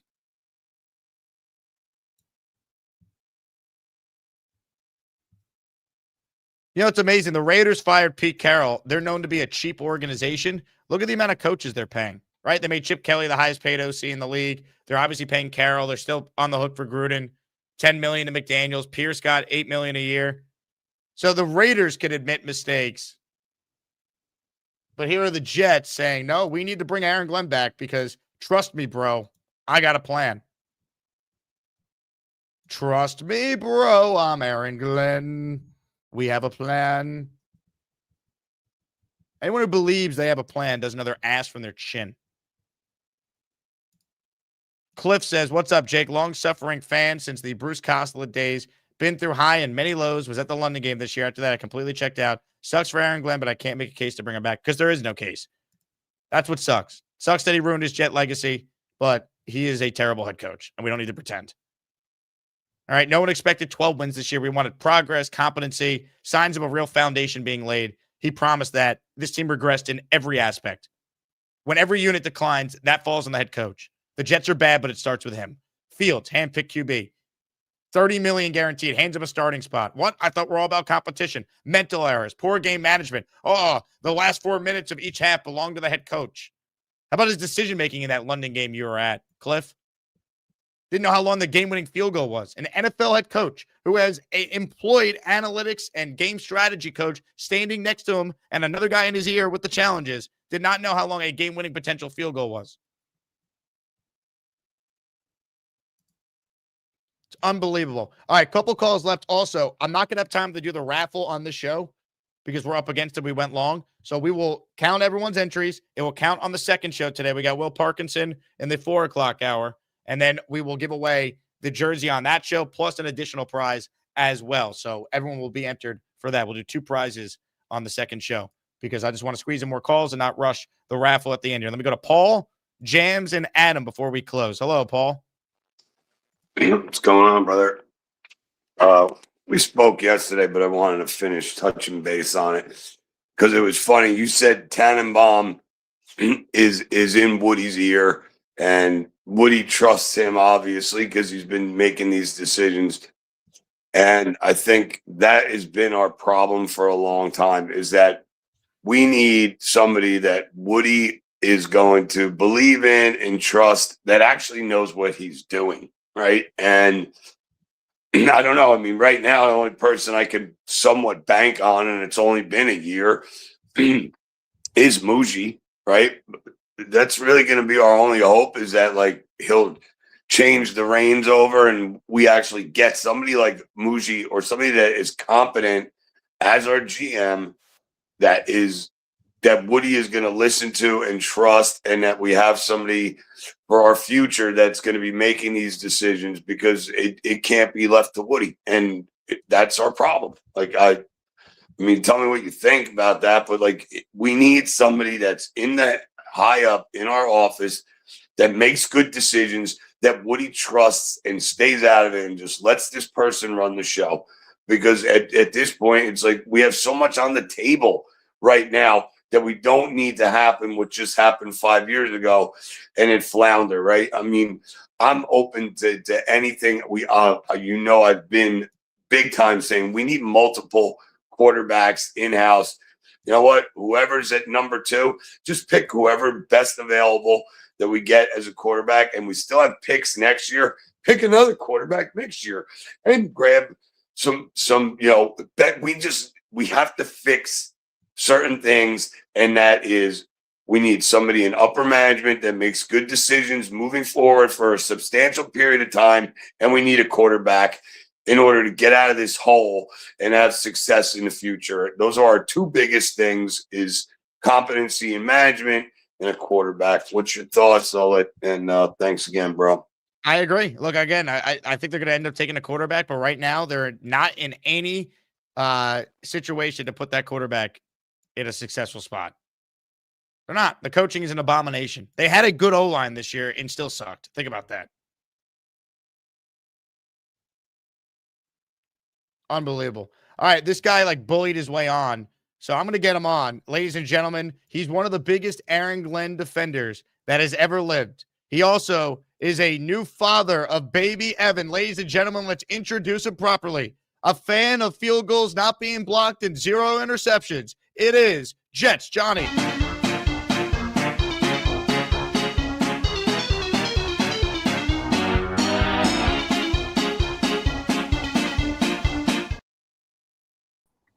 Jake, why'd you say Chargers like that yesterday? That's the first thing I want to know. Chargers? Yeah, no, you didn't say it like that yesterday. How did I say it? We got the clip. I don't know if Nate's here. He could probably send it to you. But you didn't say it like that. But that's irrelevant. I talk for 8 hours a day. Sorry, I misspoke. No, it's okay. It's okay. You're good. First of all, thank you for about my son and stuff like that. I appreciate that. You know, it's all love, Jake, and whatnot. But I gotta hold your feet to the fire because you've been saying nobody can name anything outside of why AG should stay around besides the fact that he's a former Jet. I've never once said that. I've never heard anybody say that. That's one. Two, I just sent you a super chat That's that not the only said thing I that said, though. I said other no, than the fact he's a former hold on. Jet, or you don't want a one and done a coach, or who would want the job.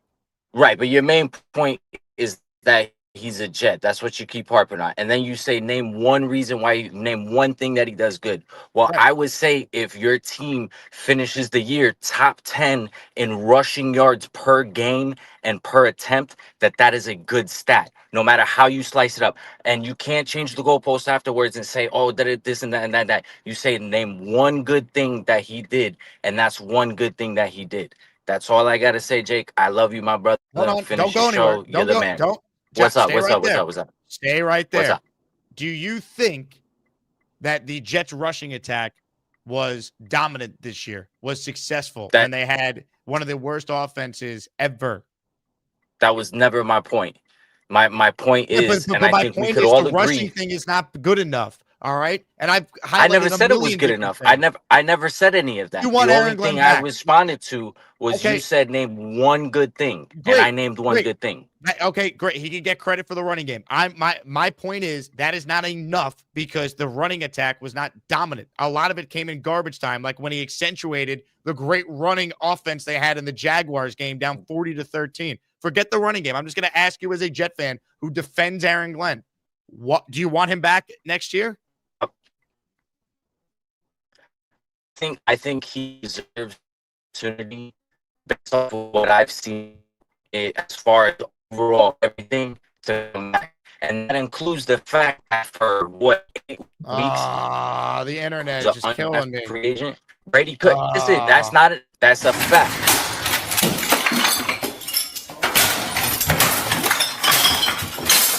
Call back in the afternoon, and you can make the case why Aaron Glenn should be back. Because I would love to hear it. Seriously, I'll give you all the time you need to argue that he should be back. I'm sure you'll have some great points. Fortunately, we couldn't hear any of your points this time because your internet sucked balls. More calls. Adam is cool, although kind of basic. He claims he's too cool, though often quite basic. He makes great jet points, looks a little basic. Adam is cool, too cool, but basic. Some would say generic. Hey, Jake. Hello, Adam. Oh, good grief. We are a serious fan base for a unserious franchise. This is a sad. serious show about an unserious franchise. That's kind of the way I look at it right now. We try to be level-headed, but like sometimes you just like you can't believe like the shit that you just deal with being a fan of this team. It doesn't make any sense. Yeah, and I don't understand the whole rushing yards being an indicator of anything. Every team that had more rushing yards had at least 3 points a game more. Like we don't get that. We don't. I didn't realize the game was about who gets the most rushing yards. It's about who delivers in the end zone when it's all said and done. So, I mean, great. I mean, by the way, we were number 10. So to say top 10 is also like, okay, we were number 10. At any rate, the one thing that I think is quite kind of funny about today is that there is quite a lot of like clearance sale opportunities for players and coaches. Because like you think about the Raiders and Cleveland, there's like 6 QBs out there that are probably better than our number 2. In terms of the coaching, I think there's some interesting opportunities there too. Like there could be a good DC out there in terms of the coaches that are gone. I don't know if they want to come to the Jets though. That's my fear, but we'll see. I mean, you can't really do much worse, right? Like I think you end up having such low. Look, think of this now. Like with the expectations are so low with everything. Like you know, anything can be better than what we've got, but then again, maybe it won't. It depends on who else we lose. But I don't know. I think the day's not over yet. Yeah, just trust me. Look, Aaron Glenn's message to Jet fans after one of the worst seasons we've ever experienced. Trust me, bro. Why wait 1 year when you can wait 3 years? Yeah. I mean, the rebuilds take 3 years. We are novel in that regard because like this year was a wash. Next year will be a wash. And then, you know, they're not going to fire Glenn after next year because now he'll have all the draft picks to work with. So now it's a third year. I mean, I could see that happening at this point. Look, the Jets haven't had a field goal blocked, man. So you got to keep the coach. Imagine if we did. One last thing I want to mention. The Nick Folk field goal against Atlanta, I think it's going to have a butterfly effect on all sorts of stuff. But it won't, because even if Nick Folk hit that kick, they still would not have had the number 1 pick in the draft. Am I wrong? No, we would have. We would have lost the game. Someone said, "Oh, because you know what? You're right. You're right. My fault. That was no. We all thought that Raiders were going to lose. Right. That's what it was. I saw that before the Raiders lost. That's we all thought right. that was that actually cost us the number 1 pick, ironically. And on top of that, it also probably led to the firing of Raheem Morris, which is going to also have a butterfly effect on all sorts of coaching moves. So go figure. This time special teams messes us up in a different way. Yeah, but you know what? The number 2 pick might be a blessing in disguise. We don't know. It's all coaching, I suppose. That being said, we'll see what happens with the Peach Bowl, because will Moore declare, knowing that he's probably lined up to be picked by the Jets. Like, he could stay another year and avoid that, even if the guaranteed money is there. Because what's the point? Everyone's kind of seen the writing on the wall that this coming season probably is a wash, unless all of a sudden we pull some kind of producers like success where we literally do everything you're not supposed to do and then it accidentally becomes successful. Right? I don't know. Have you seen The Producers? Yes, I'm sure. I have. Yeah. This feels like this team is being built like The Producers right now, right? You've got a coach that really is not great. You got a quarterback that's not great. You got defense that's not great. So, I mean, what's next? Like, can we go backwards in one more direction? Maybe the special teams, we Banjo for some reason gets some assistant head coach opportunity and leaves us, and now we're really rock bottom. Then all of a sudden it all clicks because we found the right DC, and I don't know, stranger things have happened, I suppose. But these turnarounds should not take as long as they do. It's an indictment on real on the quick. system. Jets Johnny says I moved the goalpost on him again. The rushing attack, great. It was in the top 10. What did it lead to? Did you ever feel like you watched a dominant running game? The head coach was asked what his brand of football was. He referenced the Jags game in garbage time when they ran the ball in the third quarter down 40-13. I'm not moving the goalpost. If you want to say they had a good rushing attack, great. Congrats to Brees Hall on having 1,000 yards. First Jet to do that in a decade. That's not what wins in the NFL anymore. That's my point. His list of positives were special teams, the rushing attack, and the penalties going from 31st to 23rd. This coach does not know what he's doing, Johnny. And you couldn't even make the case why he deserves another year other than, well, it's only a year. Please call in when you don't have dog shit internet to the second show, and the floor will be yours. But you will not have any justification for retaining the coach other than, I believe in him. Trust me, bro. Aaron Glenn's got a plan. He told me as much after the game yesterday. Anyway, I got my rant off out of the way. Finish your call, Adam, because I have to get off. I know. Sorry, dude. One other thing about the other top 9 rushing attacks that were better than us, they also had like 30 plus more yards a game. Like they had a really complimentary offense, not just a one-trick pony, which was ours this year. And it will get better. It just the expectations are so rock bottom now. I think like 1-16 is definitely on the horizon for next year. So bet the under, I guess, until something miraculous happens. Well said, Adam. You're the man, and hopefully better days are ahead. We're a field goal team. Last year we had 3 blocks. This year, I mean, we had no blocks.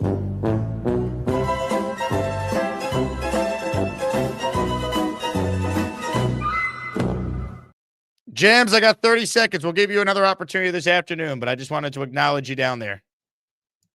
Appreciate it. He stinks. He couldn't coach flies to shit. He stinks.